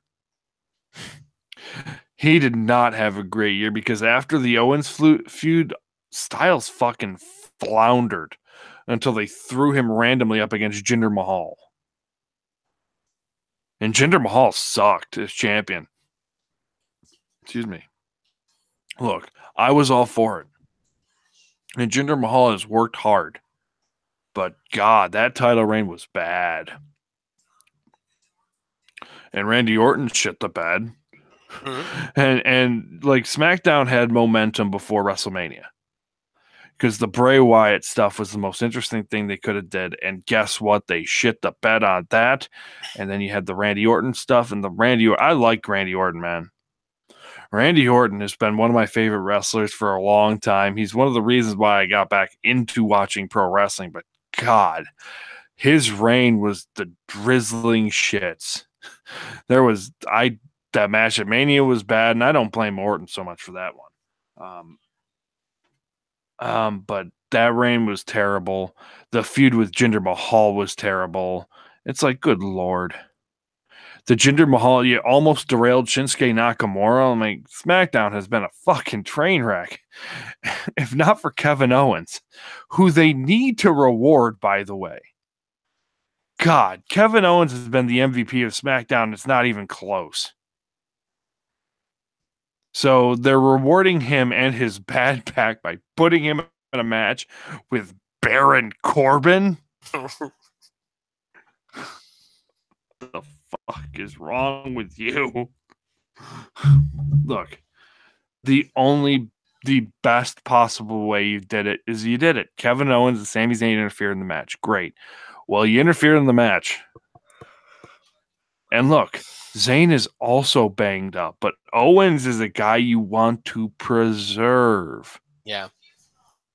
So smart people say Shane McMahon's like, you want to interfere in that match? Well, great. They're both in the match. It's now a fatal 5-way. Look, we all know Baron Corbin. The only reason Baron Corbin is in this match now is to eat the pin. Baron Corbin's only in this match. His only function in this match is to eat the pin. Mm-hmm. Dolph Ziggler's new contract means he doesn't get to eat the pin anymore in multi-guy matches. That's it. And you sure as shit aren't going to have Owens and Zayn lose. And if your main thing is AJ Styles at Mania versus Shinsuke Nakamura, well, I wonder who's going to win this fatal 5-way match. This is where having Nakamura declare who he's going after at the Rumble is the dumbest possible move they could have made, because it made SmackDown not must-see TV. It made SmackDown not must-see TV. I look forward to what Owens and Zayn are doing every week, but God, do I know what the match at Mania is going to be? Yes. Does it leave any suspense on the table? No. There's more suspense coming for the SmackDown women's division because Raw and Kurt Angle and Raw, they seem to be just assuming that Asuka's going to challenge Alexa Bliss, huh? Hint, fucking hint. So that's all I got to say. Wrestling was wrestling this week. I mean, there was more impressive stuff with New Japan, because New Japan just announced for their Honor Rising show. It's after the big Bullet Club angle that happened at the New Beginning in Sapporo Night 2. It's Cody, Don't Call Me Cody Rhodes, and Marty Scurll, who's a guy people should be an eye on, hint, hint, fucking hint, versus Kenny Omega and Kota Ibushi. And Cody is going to be wearing tights that say leader on it. And then Tama Tonga's getting involved on Twitter a little bit. The Bullet Club exploding is one of the most interesting things in New Japan right now. Suzuki murdering everybody. And Kazuchika Okada defended for his 10th reign. And I told you this on Sunday. The guy who beats Okada for the IWGP Heavyweight title is going to get the biggest fucking pop in New Japan history. Because it's like Cena Okada's held the title for like 600 days. It's like when Cena held the title for like over a year. People were ready for that guy to lose. People are ready for Okada to lose. So honestly, New Japan's slightly more interesting because they've got like payoffs to angles they've been building for a while. Meanwhile, wow, Nakamura's challenging AJ I wonder who's going to win the fatal 5-way match. It's like, come on. At least Braun Strowman beat up Elias of the base. That was awesome. That's all I got to say. So, again, not a very eventful week in wrestling, but a couple little things to talk about as far as the shows go and some of the other news that's going out. All right, so that's it for wrestling. Now we go to our final segment of the night. We jump back into sports, and we're going to jump into college basketball and the Bracket Bugle for this week. But we'll start first with some of tonight's important results here. You had tonight Kansas beat Iowa State 83%. Iowa State not really a bubble team anymore, but you got to keep an eye on them because they could play their way back into one. Texas Tech beats Oklahoma 88-78. Missouri gets a huge win over A&M 62-58, which should help their cause. And Michigan State beats Minnesota 87-57. Virginia gets back on track against Miami 59-50. Virginia, of course, lost in overtime on Saturday to Virginia Tech, a huge win on Virginia's floor. You would think that would have knocked Virginia out of the #1 spot in the top 25, but really top 25s don't really matter. We know that. You know, we're getting down to the nitty-gritty right now. They don't really matter. It's just the way it is. But that was a huge win, probably Virginia Tech's best win of the year and one of the biggest significant wins of the year because that probably is enough to get Virginia Tech in. It was a chaotic week in college basketball. We talked about what happened tonight. Let's see here. Just a quick recap. North Carolina beat Notre Dame, which probably finishes off Notre Dame unless they make a run in the ACC tournament. West Virginia beat TCU, who's kind of falling very, very fast. You have to worry about them. We'll talk about them in a minute. Cincinnati beat SMU. Duke got back on track against Georgia Tech after losing to North Carolina last week in a great game, in which North Carolina's dominated late in the game there. So that was a big win for North Carolina. North Carolina's starting to right the ship. Duke's trying to figure it out. Of course, they were good against Georgia Tech on Sunday. Villanova beat Butler. Michigan State beat Purdue in one of the better games of the Big Ten season, if not the best game of the Big Ten season. Xavier beat Creighton. Texas Tech beat Kansas State. Auburn beat Georgia. Baylor beat Kansas to kind of keep their hopes alive. Baylor's kind of hanging in there right now. Gonzaga beat St. Mary's. Hope that, again, shows you that St. Mary's shouldn't be anywhere near the top 25. Arizona beat USC. Alabama beat Tennessee, which Tennessee right now doesn't need to worry too much about. Alabama needed to win more than they did. Iowa State beat Oklahoma, which, again, is what's keeping Iowa State a little bit alive here. Oklahoma State beat West Virginia. North Carolina beat NC State. I told you North Carolina also beat Duke this week. Wichita State beat Connecticut, which they had to do. Nevada's rolling right now. If you're not paying attention to Nevada, they look really good. A&M beat Kentucky. Kentucky continues to really, really struggle. Nobody knows what they're going to get from day to day. Boston College beat Miami last week as well. That was significant. Obviously, Boston College still kind of hanging around. You wonder if they can play their way into something here. I mentioned Duke and Carolina. UCLA beat Arizona last week, which is big for them to keep their hopes alive. And that leaves us with St. John's. Of course, what we mentioned last week, put off a big win against Villanova last week. St. John's can't factor, even though they beat Duke and Villanova in the same week, and Marquette as well, which is a tough loss for Marquette. The only way St. John's going to make it into this thing with their conference records is they win their conference tournament. But don't rest on them because they could probably pull it off with what they've shown so far. Before they lost, Virginia Tech, Virginia beat Florida State. Ohio State beat Purdue. So Purdue lost twice last week, which is to see why they fell. A&M beat Auburn, which is probably what's got everybody high on A&M. UNLV beat Nevada, which I don't think UNLV is really a bubble team, but that kind of makes you interested in what could happen in the Mountain West tournament. Because right now it just seems like it's Nevada and everybody else, but that was big. Last week, I don't know if we talked about last Tuesday, Xavier beat Butler, which is big for them. Kansas beat TCU. Tennessee beat Kentucky. Northwestern beat Michigan to keep their some hopes alive. And that's all the big games over this past week in college, right? All the big notable wins and losses, at least in my opinion, over this past week. As I said, last week we did a general overview of the bubble watch. We kind of went conference by conference, went into some. We did a general over. We didn't get into too much specifics. We're not going to do too much. As I said, as we go along, we'll get more and more specific as more teams move to the lock position, more teams fall off the list. It'll leave you with a little bit of a smaller pool of teams, and it makes it easier to kind of compare and contrast. Kind of hard right now. There's so many teams on the list, but a lot of teams did move into a better position, into more of an official lock position. As always, we're using ESPN Bubble Watch, so if you want to follow along, you can do that. I also don't like to talk about teams that many people regard as should be in, or that I think should be in, because that's just a waste of time. So we don't talk about those teams. We try to focus on the teams that have work left to do, either barely hanging on or again work left to do. The NCAA Tournament Committee unveiled its top 16 teams on Sunday, with a month before Selection Sunday. They've done this the last couple of years. The top 16 were as follows: the South Region, Virginia the 1, Cincinnati the 2, Michigan State the 3, Tennessee the 4. A little high on Tennessee. I know they've been good, but that's kind of weird.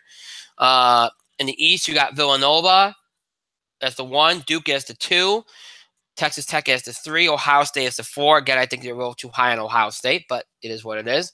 West Region, Purdue 1, Kansas 2, North Carolina 3, Arizona 4. I actually don't have an issue with that one at all. And then the Midwest region: Xavier 1, Auburn 2, Clemson 3, Oklahoma 4. I like Auburn. I would probably switch Auburn and Clemson right now, and I'd probably knock Oklahoma out of the 4. So really, 3 out of the 4 regions, I don't like the 4 seed. I think they're too high. And then other than that, I would just flip flop Auburn and Clemson. But other than that, that's all I have as far as the top 16. I think it's pretty good. As far as this goes. So that came out on Sunday. Again, a lot of it's going to change between now and Selection Sunday, so you don't read too much into that. It's kind of fun to, look at that. So let's go into the bubble teams. Let's move here. Obviously, there's some teams that we know are locks.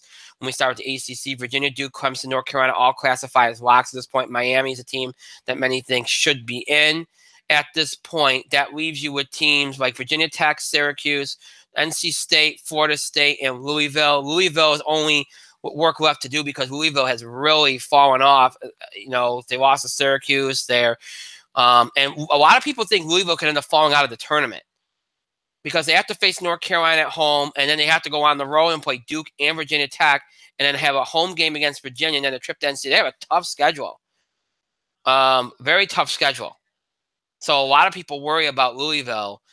We'll have to keep an eye on them. Right now, I think Louisville, for many people, assuming they don't fall off the map in the last couple games here, would be in. But you do have to worry. And that's all I'm going to say about Louisville is you have to worry about them right now, going forward. I mean, you don't have to worry about them right now, but you have to worry about them going forward because that schedule's terrible for them. I mean, okay, let's say they lose to North Carolina and they lose to Duke. They're 18-10, right? They have to really beat Virginia Tech and NC State just to kind of hang in there, and they can afford the loss to Virginia. If they don't, then I think they're in a lot of trouble. I don't think they'll make it. If they lose to either one of those teams, I think they'll be in trouble. So those 2 games are must-wins given their schedule. So that's really what it comes down to for Louisville. Florida State, it's just you worry about Florida State, the 15-point loss to Notre Dame.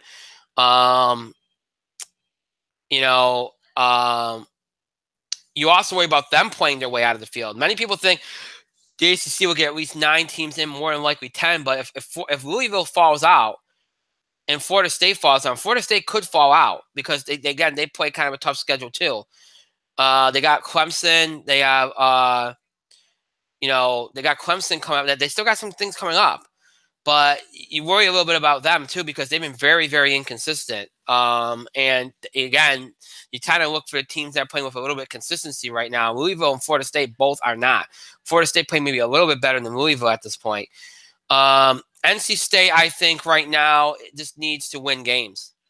They've already got the best wins so far of any team in the ACC, I think, with Arizona, Duke, and Carolina at Chapel Hill. Really, they just got to win games. They got Syracuse tomorrow. They got Wake Forest, Boston College, and Florida State. If they win even 2 of those, I think they'd be all set because they just have too many good wins. So I think that's all it comes down to for them. Virginia Tech has probably one of the best wins on their resume already with the win against Virginia at Virginia on Saturday. They got Duke twice, Clemson, Louisville, and Miami, and a visit to Georgia. They got to beat Georgia Tech. And I think that 1, 2, 3, 4, 5, 2 games against Duke. If they can win 2 out of those 5 games between the two Duke games, Clemson, Louisville, Miami, I think they'll be okay. I think they'll go. That's really what it comes down to for them. And I know I'm being short, but it's pretty simple when discussing AC and Syracuse. Right now, 17-8. I think they got to beat NC State tomorrow. I think they got to beat Miami. I think they got to win the Boston College game on the road. If they win those 3 games and get one more good win, I think they're a lock. If they lose any of those 3 games I mentioned, they have to win. They have to beat 2 good teams to get in, I think, and maybe even win a tournament game, ACC tournament game, which they probably should do and get the monkey out the back. Syracuse situation is that simple. I think that's what it comes down to. So I know I was very short with these teams, but their situations are pretty clear as far as what they have to do in the ACC. And those are the teams that have work left to do. So, Mike, do you have anything to add with the ACC teams? In the interest of time, I will say this. I think, as I was all the way down to the Pac-12, because I was kind of reading ahead, because you were talking forever, and I don't appreciate that. Let's see, Louisville. Yeah, Louisville's in danger of falling out, but they have chances this week. They have chances at the end of the schedule. So if they make the most of those chances, great. If they don't, well, it hurts Syracuse. As for Syracuse, I agree. They should win a game in the ACC tournament just to get the monkey off their back.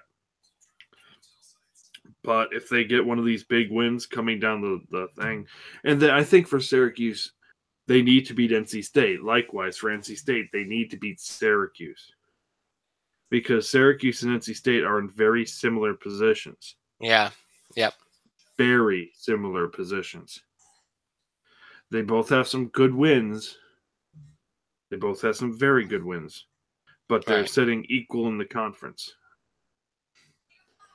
And honestly, Syracuse's BPI and SOS and SOR and RPI are pretty equivalent to NC State's almost. So the game tomorrow is going to mean a lot for the way forward. Plus, if Syracuse can beat Duke or North Carolina,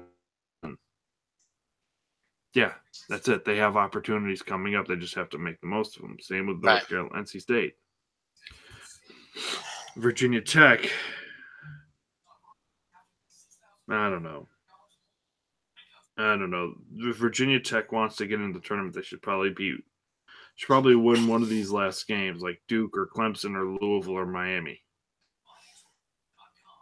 Honestly, the game against Louisville is going to be it's another one of those big games like that. That's like Syracuse NC State because you can easily see like the winner of this game getting picked over the other guy.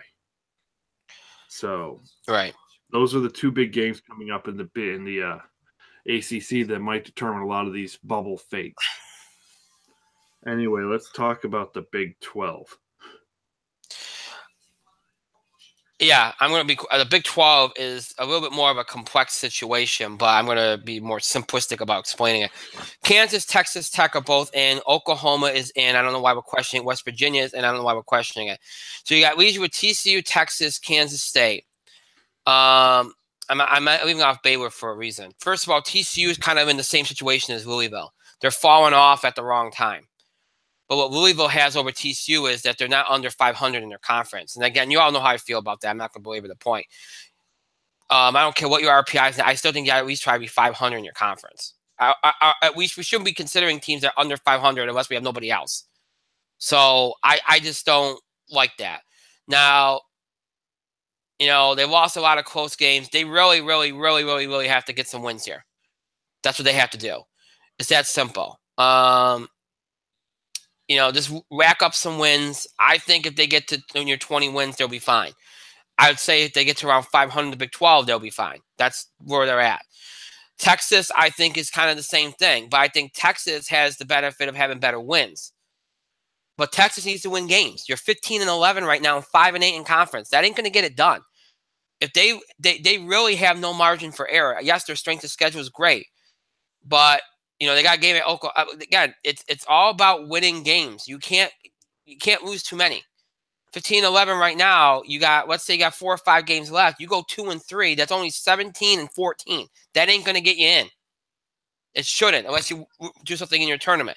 So right now, Texas, I think, let's say they got 5 games. I think they got 5 games left, if I'm looking at it correctly. I think they really have to go 4-1. Especially in this conference. I think they have to. I don't care how, I mean, again, I don't care how good the conference is. I think they need some kind of consistency, no matter how many good wins they have, or people are just not going to buy in and not going to take them.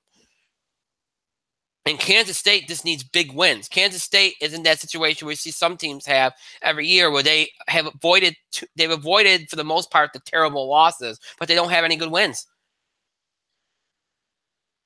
Now, coming up, they got Oklahoma State, Iowa State, and Baylor. None of those teams, 3 of those teams are on the outside looking in when it comes to the NCAA tournament. They got to win all 3 of those games. Because, again, you have to continue to push that, well, we haven't lost anybody bad. They got a game against Texas at home. They have Oklahoma and TCU both on the road. I would say win 2 of those games, 2 out of those 3 games, and don't lose any more. Don't get any bad losses, and I think Kansas State will be okay. In very good shape, because you'll look at the record and you'll be able to justify it. They're 500 in the conference. I didn't mention Baylor for a reason. Baylor, to me, is just playing their way into it now. Yes, they're 16-10, which isn't bad. Yes, they're only 1 game under 500 Big 12. Yes, but they're just playing their way into it now. Let's see where they go in another week. They got Texas Tech coming up. Let's see if they beat Texas Tech, then I think we'll be talking about Baylor next week. Until then, I can't get excited about Baylor because they're just, they got the win at home against Kansas.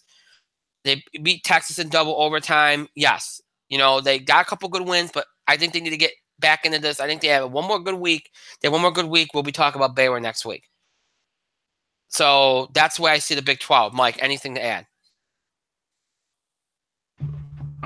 We shouldn't be talking about Baylor at all because let's be honest here, they're not going to beat They're not going to beat Texas Tech. I didn't think they beat Kansas. They're going to beat Texas Tech. I don't think they're going to beat Texas Tech. So I'm not talking about Baylor. Fair enough. And because Baylor beat Texas, I'm not talking about Texas either. Good point. Because I agree with you. Both those teams need wins. As for Kansas State, you can only go so far with that Oklahoma win, can you? Mm-hmm. You can only go so far. Especially since Oklahoma is, I don't know. I don't think that Oklahoma's a 4 seed. No, they're everybody's quality win. Yeah, you can't beat. West Virginia was that one year, and I think this year it's either Kansas or Oklahoma being everybody's quality win. But that being said, I don't even know. That being said, Kansas State needs to get some quality wins. Yeah, they need to. They look. They're 6-6 in the Big 12. They're 17-8. If they get 1 or 2, right, of these big games, kind of knock off maybe one of these other bubble teams, that puts you at like 8-8 in your conference, but you're 19-10, and you've got a much better record than Baylor and Texas. They might take you by default. Yeah. So yeah. And I think TCU is. I don't know about TCU. TCU's numbers all line up, but they're 5-8 in conference. TCU's got some work to do in the tournament, that's for sure. And let me rephrase that. In the Big 12 tournament, right? So TCU's got some work to do. But if I was going to take any of these teams, I'd probably take Kansas State because their record's not as shitty as the other ones. All right. Now, I'm going to be much quicker with the Big East because I think this one's easy. And I think, again, we don't like to talk about teams that we think should be in or are listed as should be in. Villanova and Xavier are locks, obviously. Creighton's in. Many people think they should be. I think they're in. I think Seton Hall is in, so I'm not going to talk about them. All right, they've been ranked for most of the year. I think Seton Hall is in. I think Butler's in. Now, I will say this much, though, about Butler. Let me just point this out really quickly because we're not going to talk much about them. But they're edging very, very close to being vulnerable, okay? because they're approaching that.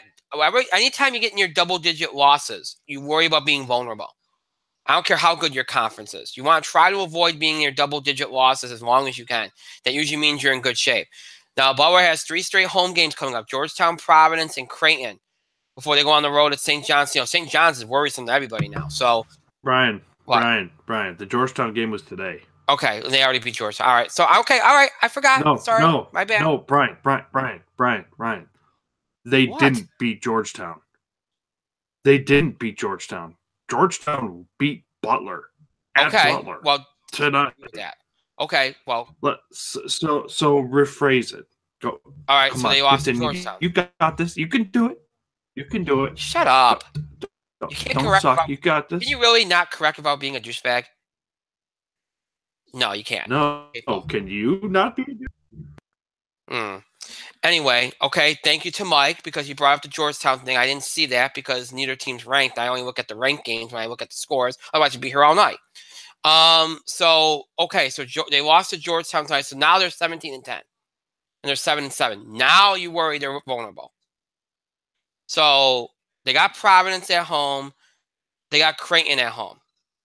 Can't lose to Providence. Might have to beat Creighton at this point. And look, they're at home. When they play at home, they're dangerous. We know that. They can't rely on that St. John's game anymore because that's not an easy game anymore on the road. They have to win it because it still classifies as a bad loss, even though St. John's is all of a sudden good. And they got Seton Hall, which might be a tough game for them. So Butler needs to rack up some wins. They need to win. They need to beat Providence. They probably need to beat St. John's. If they don't beat St. John's, they have to win the rest of their games. But if they beat St. John's, they probably need to beat either Seton Hall or Creighton to lock this thing up. So that's where Butler is right now. I didn't want to really talk about them, but in light of what's going on, it probably kind of have to. Other than that leaves Providence, who many people think are in, even though realistically speaking, they shouldn't be. They lost at home to DePaul by 17 points. They got Villanova coming up. I don't think they played yet. So they have Villanova coming up. Really, all Providence, I think, really needs to do at this point is get wins. If they can beat Villanova, then they lock the damn thing up. If they don't, then they got games against Butler and at home against Seton Hall left. They got to win some of those, or they're not going to make it because their statistics aren't very, very good right now. They're borderline. Many people think they're in, but I don't think they're in right now. So, really, to me, the only team that's not in right now in the Big East is Providence. But they have the potential to play their way in. So, Mike, go ahead, Mike. Go ahead. Well, I'm sorry. I was trying to help you out, but it's not my fault you suck. Anyways, if you had used a quality app like The Score, maybe you would have saw that score earlier. No pun intended. Or maybe it was full pun intended. I don't know. I honestly don't care. Sure. Anyways, yes. Butler took a hit today. Butler took a huge hit today because Georgetown's NIT bound and NIT bred. And this tournament, they're going to be NIT dead. I'm talking about Georgetown, not Butler. But yeah, Butler should be in. Butler, I believe they've got the resume to do it. But honestly, they lost to Georgetown. That was a game you couldn't lose. Right. Now you've got Providence, who you have to beat, and I don't think Providence is in. I think they're going to be one of those teams who gets knocked out when it comes time to, when it comes time to like, oh well, this team was upset. Well, we got to put both teams in. I think Providence is that team that's going to be moved from last four in to like first 4 out. So I think Providence has got some work to do. I don't think Butler's going to miss the tournament, but if you really want to seal the deal, Creighton or Seton Hall. Avoid the bad loss to Georgetown, and then Creighton or Seton Hall. Win one. That's all you got to do. because Seton Hall's in, even though their Big East record isn't great. But and again, if Seton Hall beats Xavier, and I'm double checking my work to see if that game has already happened. I think it has. It has not. Okay. It happens tomorrow. Oh. It happens tomorrow. Seton Hall beats Xavier, then Seton Hall is definitely in. But that being said, hold on. Creighton played this team today. Called and I don't even know. Called Bemidji State. Bemidji State. Bemidji State. They played the game at Creighton today. Now I'm assuming the Bemidji State. I guess their logo is of a beaver, so I'm assuming they're a beaver. And I'm only bringing this up because that came out of fuck. I'm like, I've never seen that team before. Where are they from? I'm more curious about it because let's be honest, Seton Hall and Butler probably get it in, and Providence probably isn't getting in. But they both have work to do. I'm super curious about this Bemidji State. Oh God! And by the way, sorry, they're a D2. Why are they team? Why is Creighton playing a D2 team in February? Maybe it's like it might be like a special thing. Might be like a regional thing or something. I guess it was. They had 17,000 people in for this game against a D2 team. It's not like this win is going to It's not like this win is going to put Creighton in the tournament. Bemidji, I can't even fucking. Bemidji State. It's not like this is going to put Butler in. I mean, losing would have really hurt them. And by the way, it was an 11 in the first half. No. It was 45-34. Bemidji State was in striking distance. That's scary. They were in striking distance of Creighton. And in the second half, Creighton put them away because obviously the final score was 94-46. I had to know. I'm sorry. I just had to know. It's fascinating, actually. It kind of is.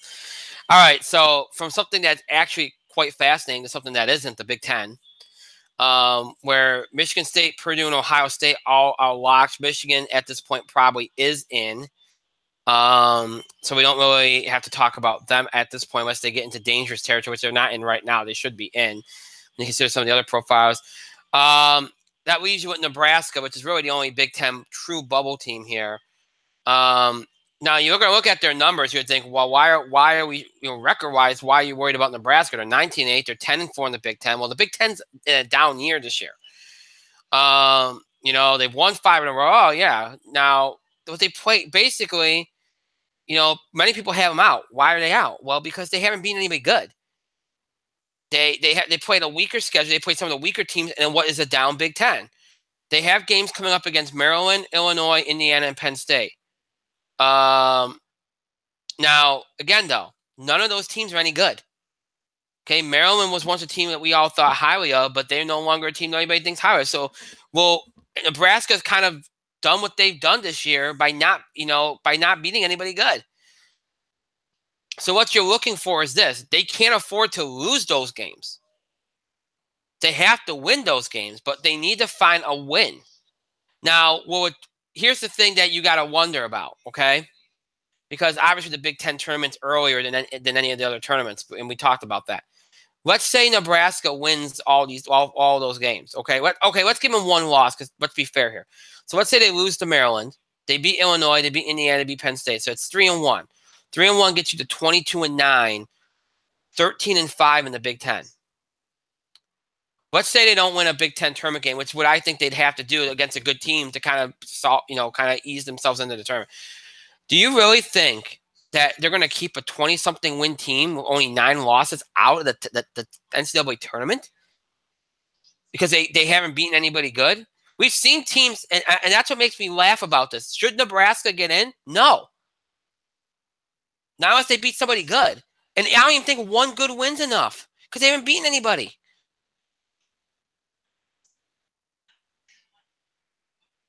But the problem is this. They've never, ever, ever kept a team with that kind of record from a power conference out of the NCAA tournament. Mike can tell you, we've seen teams like Alabama is a team notorious for that in the SEC. That's when the SEC's been down, where they rack up, they avoid the bad losses and they rack up wins after wins after wins after wins. And you look at their statistics, you're like, oh, look at their record, look at their conference record. Yeah, but they haven't played anybody.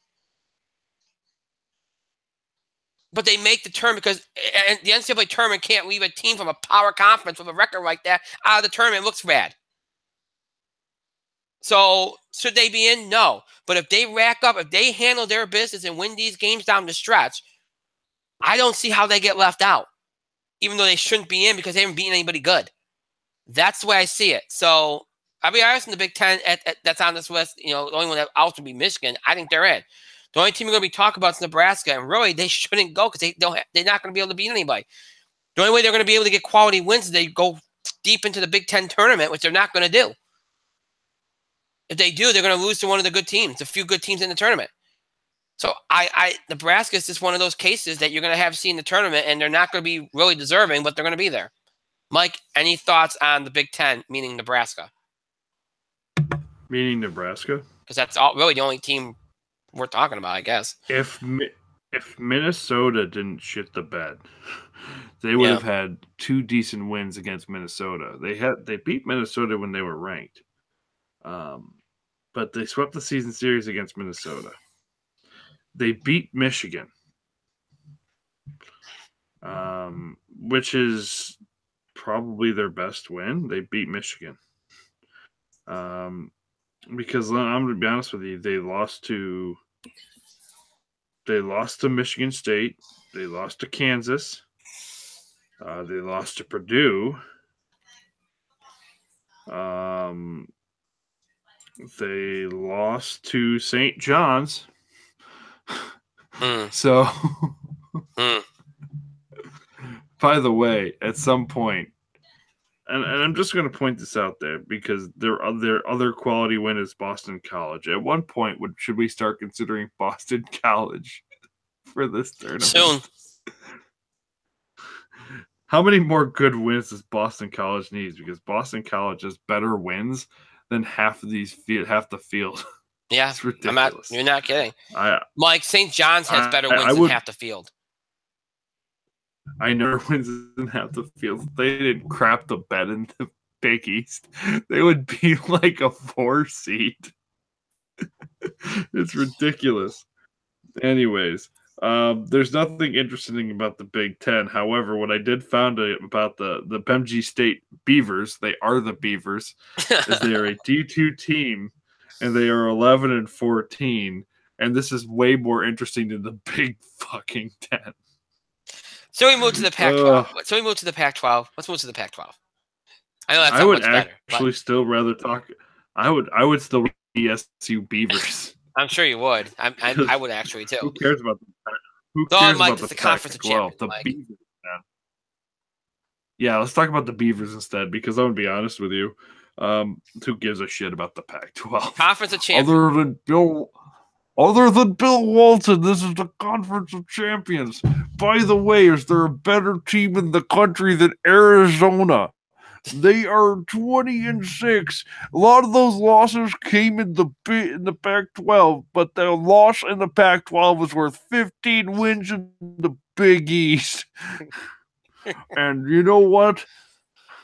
Arizona State's 45 losses are worth 72 wins in the ACC because the Pac-12 is the best.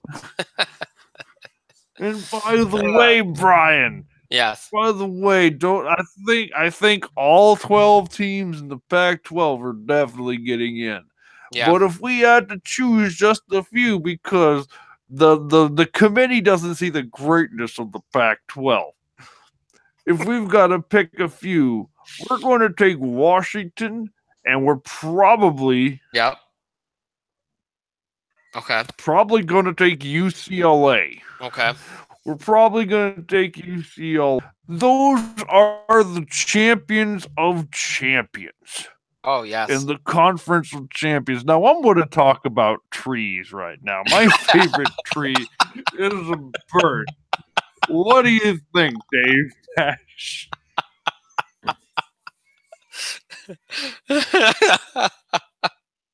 Oh my God, it's amazing how good that was. Oh my goodness. Anyways, I think I did analysis of this maple leaf. It is a delicious flavor. It is great with Nathan's French fries. Now I have analyzed the Conference of Champions, the Yes, yeah. greatest conference in the Yes. history of conferences. Yes. Yes. Yeah. So Dave Pash, you might want to take a couple of these and just put all 12 teams in because that's what I do. Oh goodness. But Uh. but I believe officially it's Washington and UCLA. Well, Arizona's going to be in. Arizona State right now is in, even though they're doing their best. I mean, look, they haven't fallen completely off. But they will. I mean, again, they're not in as bad of a situation as say Louisville and TCU might be, where they're kind of falling way back. But they're getting. Look, if they lose another game or two, they'll be getting to that point. But they're in right now. Washington is in right now, unless they play their way out. I agree with you. You and me had this debate last week about UCLA and USC. USC went 0-2 in the last week between Arizona State and Arizona. They're at home this week against Oregon State. They can't lose either game. If they lose either one, I think they're out. Otherwise, I think if they win both games, they still have a chance to play their way in. UCLA, I think, has to be ahead of them. You made the point last week about having better wins. They do. And especially in light of the week that USC had versus the week that UCLA had, I think UCLA is in right now. Could they play their way out? Certainly, but I think they're in right now. USC, I think, is out right now with the chance to play their way back in. I'm not going to talk about Utah because I think Utah is in the situation that Baylor is right now, where they just played their way into the conversation based on the fact that they won 5 of their past 7 games and they beat over Arizona State in overtime, which hurts Arizona State right now. But again, Utah's playing their way into the conversation right now. It's early. If they have another good week or so, then we can maybe talk about, like Baylor, we can probably talk about them a little bit more seriously. But right now, I think it's UCLA, Washington, Arizona State, and Arizona in. I think USC's out with the chance to play their way in. That's why I say Pac-12. SEC, Auburn, Tennessee are locked. Kentucky's going to be in. We know that, even though they're doing their best, to play their way out. But their statistics are too strong at this point. Although 6-6 in the SEC is kind of, even in an up year for the SEC, is getting kind of worrisome for Kentucky standards. I also think that A&M is in. Again, you worry about the conference record, but I think A&M at this point is in as well, so we won't talk about them. So that leaves us with Alabama, Florida, Missouri, Arkansas, and Mississippi State. I'm going to be honest with you all right now. I think Florida's in right now, so we're not going to talk about them. Okay, so leave that alone. Even though I think Florida's in the situation, I'll just bring this up right now, that Louisville and TCU is in. Everything plays in your favor right now, and they have the chance to kind of lock this thing up in the next week or so. But you worry about them because they're in a situation where they're getting closer to that edge where they're going to be very vulnerable, and you worry about them potentially falling out of it.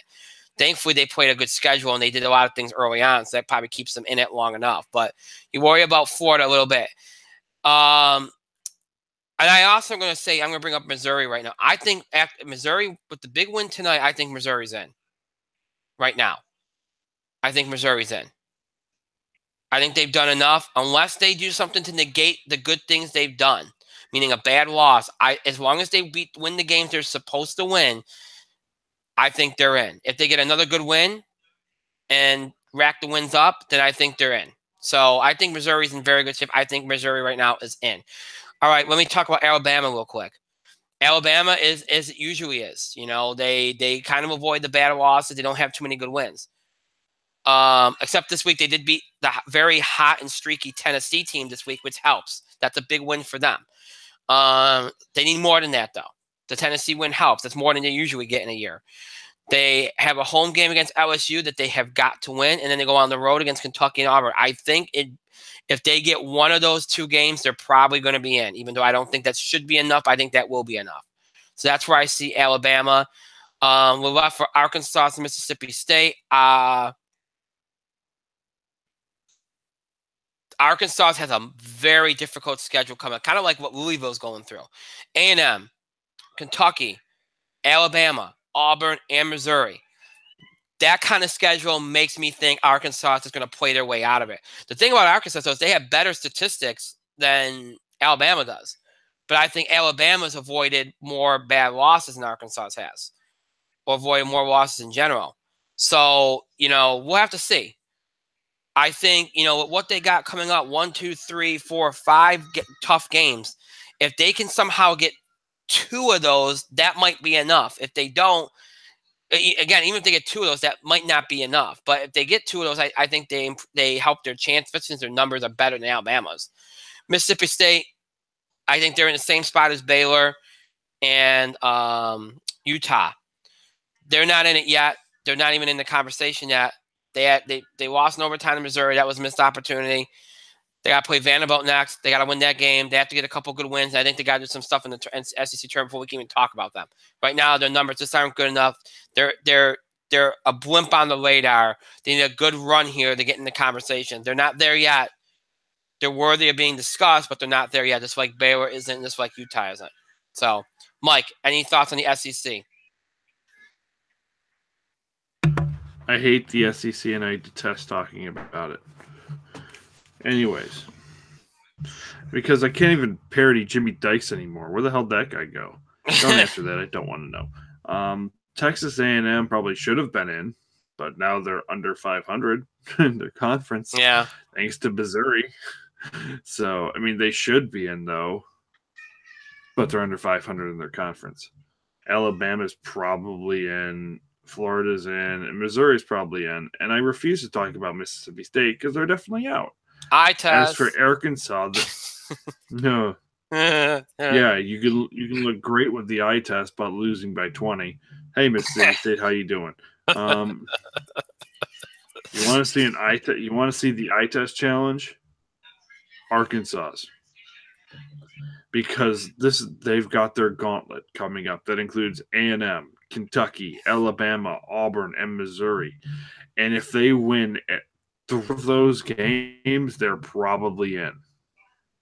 But they need to win most of those games. Yeah. And that's not something I see Arkansas surviving. Yeah. Yeah. Maybe you can talk about Kentucky. Kentucky's in, even though they're 6-6 in conference, and everybody's quality win. Yeah. Anyway, the Americans quick. Guess what? Is Cincinnati and Wichita State in? Yes. Yep. All right.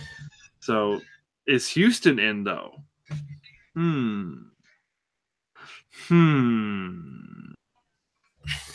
Is Temple in? No.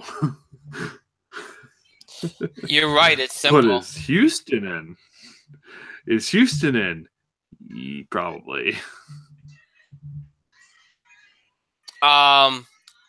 You're right. It's a quick one. Wichita State and Cincinnati. I mean, the only question with Wichita State's gonna be the seed. Houston and Temple are all you got. A couple weeks ago, I thought Houston was going to be a lock. I think right now they'd probably be in. But I'm going to just say this, and I think you'll probably agree with me. They'd be in right now. But in a couple weeks, with the potential for bid stealers and the potential for some of these other bubble teams to get more quality wins than them, I can see them getting knocked out. unless they do something significant in the next 2 weeks. Lucky for Houston, they have a chance to do something significant in the next 2 weeks because they get Cincinnati at Houston. Which I think they'd have to win. I think they'd have to win, but Cincinnati has looked unbeatable unless your name is Xavier and Florida. Surprisingly, Florida. Let me just say this, too. And by the way, those are the only 2 really quality wins Cincinnati could have had. Ironically, Cincinnati's is number 6 team in the country, but they've beat up on the weak American this year. Yeah. Anyways, which is something that we've always questioned over the last couple of years with that. But here's the thing about Houston. Houston has always, even when they've had worse teams than they do this year, and they have a decent team. I've watched them play; they're not bad. Houston has always had a tendency, and you know this, of playing very well in their conference tournaments. Yep. So if they were to make, even if they don't do anything before the end of the regular season, they're already 19-5. If they make a deep run in their conference tournament, that's probably going to be enough. That might make up for the fact they didn't do anything at the end of the regular season. So, I mean, look, they're in okay position, but they're in a position that's very tenuous because they don't have enough quality wins. They can get easily knocked off by teams that can rack them up in better conferences. That's really where they're at. Temple, I think, even though Temple has wins against Auburn and Clemson from early in the season, and obviously I think they beat Wichita State as well. They have wins, but they have to win more games. 15-10 at this point ain't going to get it done. If they can have a very strong end of the season and maybe win a game in a tournament, they might be able to sneak in. They might end up stealing a bid from Houston because they got better wins. But they have to rack up some wins. Until then, they're on the outside looking in. Outside of that, we're not going to talk about the other teams because, like we've always talked about, and Mike knows this, a lot of these teams are going to win their conference tournaments. Rhode Island's probably going to win their conference tournament. St. Mary's Gonzaga, one will win, the other one will still get in the tournament anyway, so it's not worth talking about. Nevada will likely win the Mountain West unless UNLV steals it. Or Boise State. Again, Middle Tennessee, Western Kentucky. One of them will probably win the conference tournament. I don't want to talk about whether the other one will still get in because a lot of it's going to depend on where everybody else is and how many teams are on the bubble and whatnot. Otherwise, it's not worth talking about because, again, if there's not enough slots or potential slots, it's not worth talking about. The whole field can change over the next 2-3 weeks. St. Bonaventure, again, want to wait and see. New Mexico State, again, probably win their conference tournament. So, again, we talked about this last week. With these other teams, most of them are going to either win their conference tournament or, like in the case of Gonzaga, St. Mary's, they're both going to make it. So, outside of that, a lot of these other teams are just going to wait and see if they stay relevant enough to be mentioned. And also, we're going to see what happens with some of the power conference teams, because the more that fall off, obviously, the more potential there is for some of these other teams to make it as at-larges. If more of these teams if some of these power conference teams don't fall off, there's not going to be enough slots for these teams.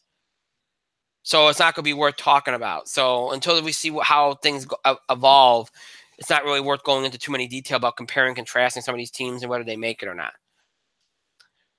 Something that, just briefly before we close out here, a fan sent to me that I think is a good an interesting point. What do you don't you think it's more important to beat the other teams that are on the bubble with you than sometimes beating some of the higher ranked teams? At least then you get the tiebreaker, and they can't put those teams on the bubble in front of you. Yeah, no, that's not how it works. Here's the thing. I understand what they're saying. I understand what they're saying because, like, what you mentioned, SU NC State, right? If SU beats NC State tomorrow, okay, they beat in Virginia Tech, they beat in NC State, they beat in Louisville. So when it comes to, let's say if those teams are all on a line, they're on a list, and the selection committee is trying to decide which ones to take. Well, they can't put any of those teams that Syracuse beat in front of Syracuse because they beat them. It just doesn't work. If that's the only game you beat them, it makes it hard to justify. Like, well, wait a minute, why put this team in? I said, well, their profile, but yeah, but they beat them head to head. It's you don't want to have to answer that question. You don't. You really don't. So you don't usually see them do that. So yes, there is a benefit to beating the teams that are on the bubble with you if you can. But here's the other thing. If you go ahead and you beat a higher ranked team like a Duke, like a Carolina, like a Virginia, you're not on the bubble anymore. You don't have to worry about whether you beat some of those bubble teams because you just beat somebody that maybe those other bubble teams didn't beat. And then you're not just still on the bubble. You're either put yourself in a better situation, took yourself off the bubble for now, or put yourself in a lock position because you just went ahead and beat a top 10 team. I'd rather beat the top 10 team and not leave anything to chance. That's always the better alternative. Because your idea is to not want to have to sweat it all.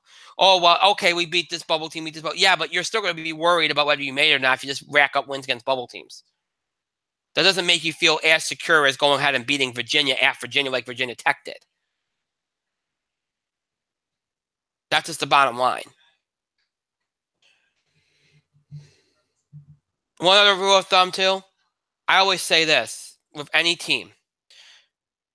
If you can avoid, and I said this earlier tonight, too, if you can avoid being in double-digit losses, you're going to make the NCAA tournament. That's just the bottom line.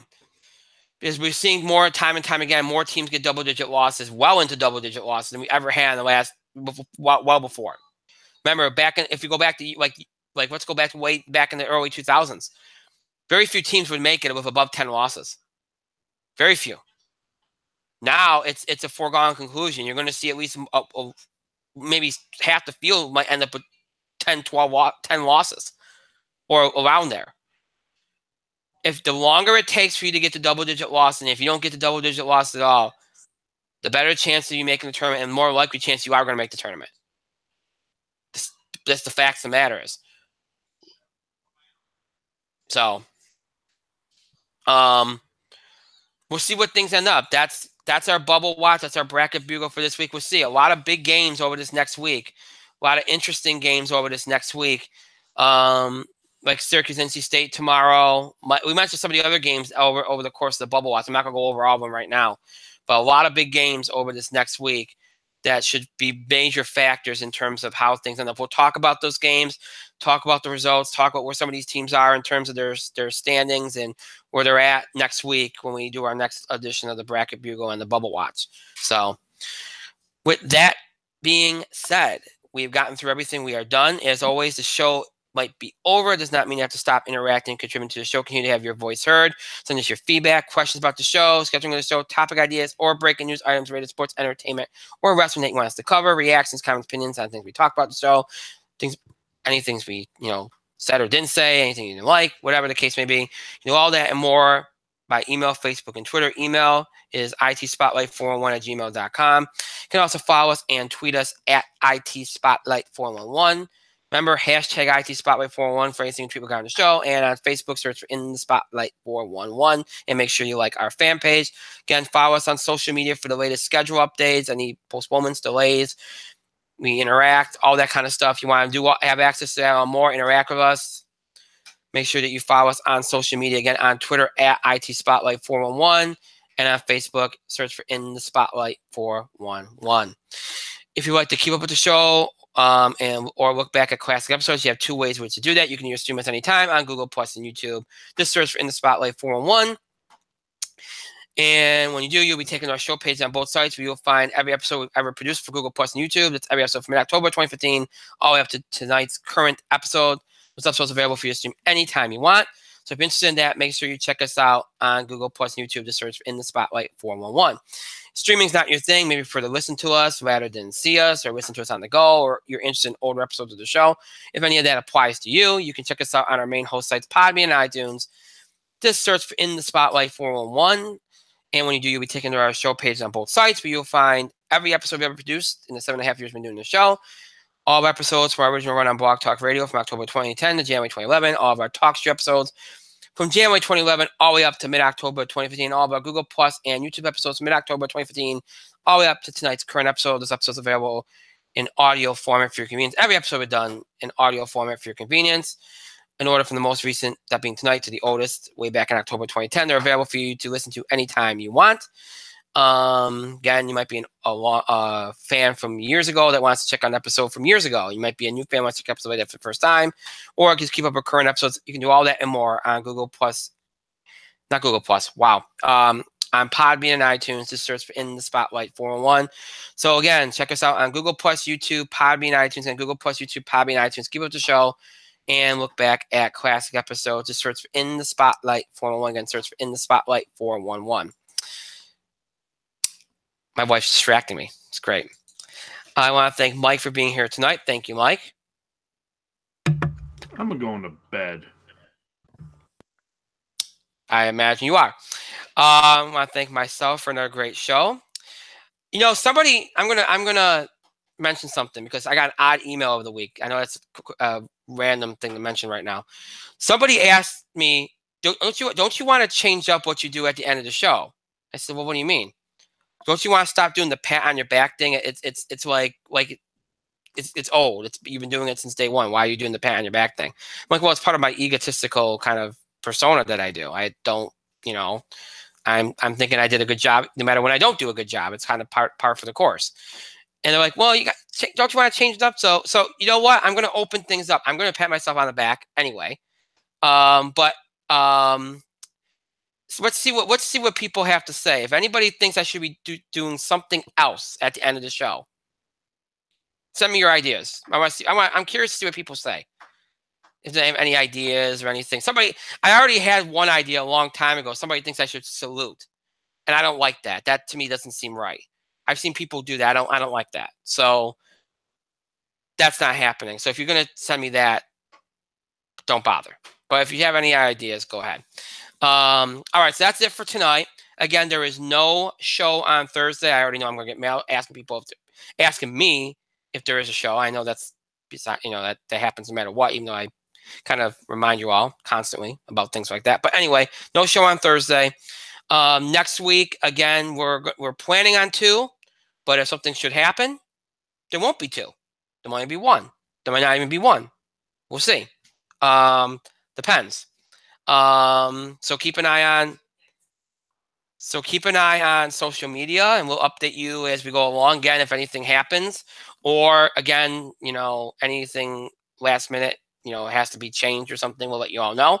Otherwise, no shows the rest of the week.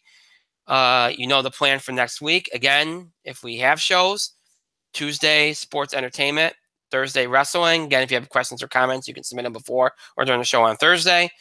But again, stay tuned to social media. If there's any changes or updates, we'll let you all know what's going on. So with that being said, that's it for tonight. I hope you have a great rest of the week. Enjoy your Valentine's Day, because it is Valentine's Day now, I believe, right? Midnight, right? Yep. So enjoy your Valentine's Day and enjoy your weekend. And we'll see you back here possibly next week.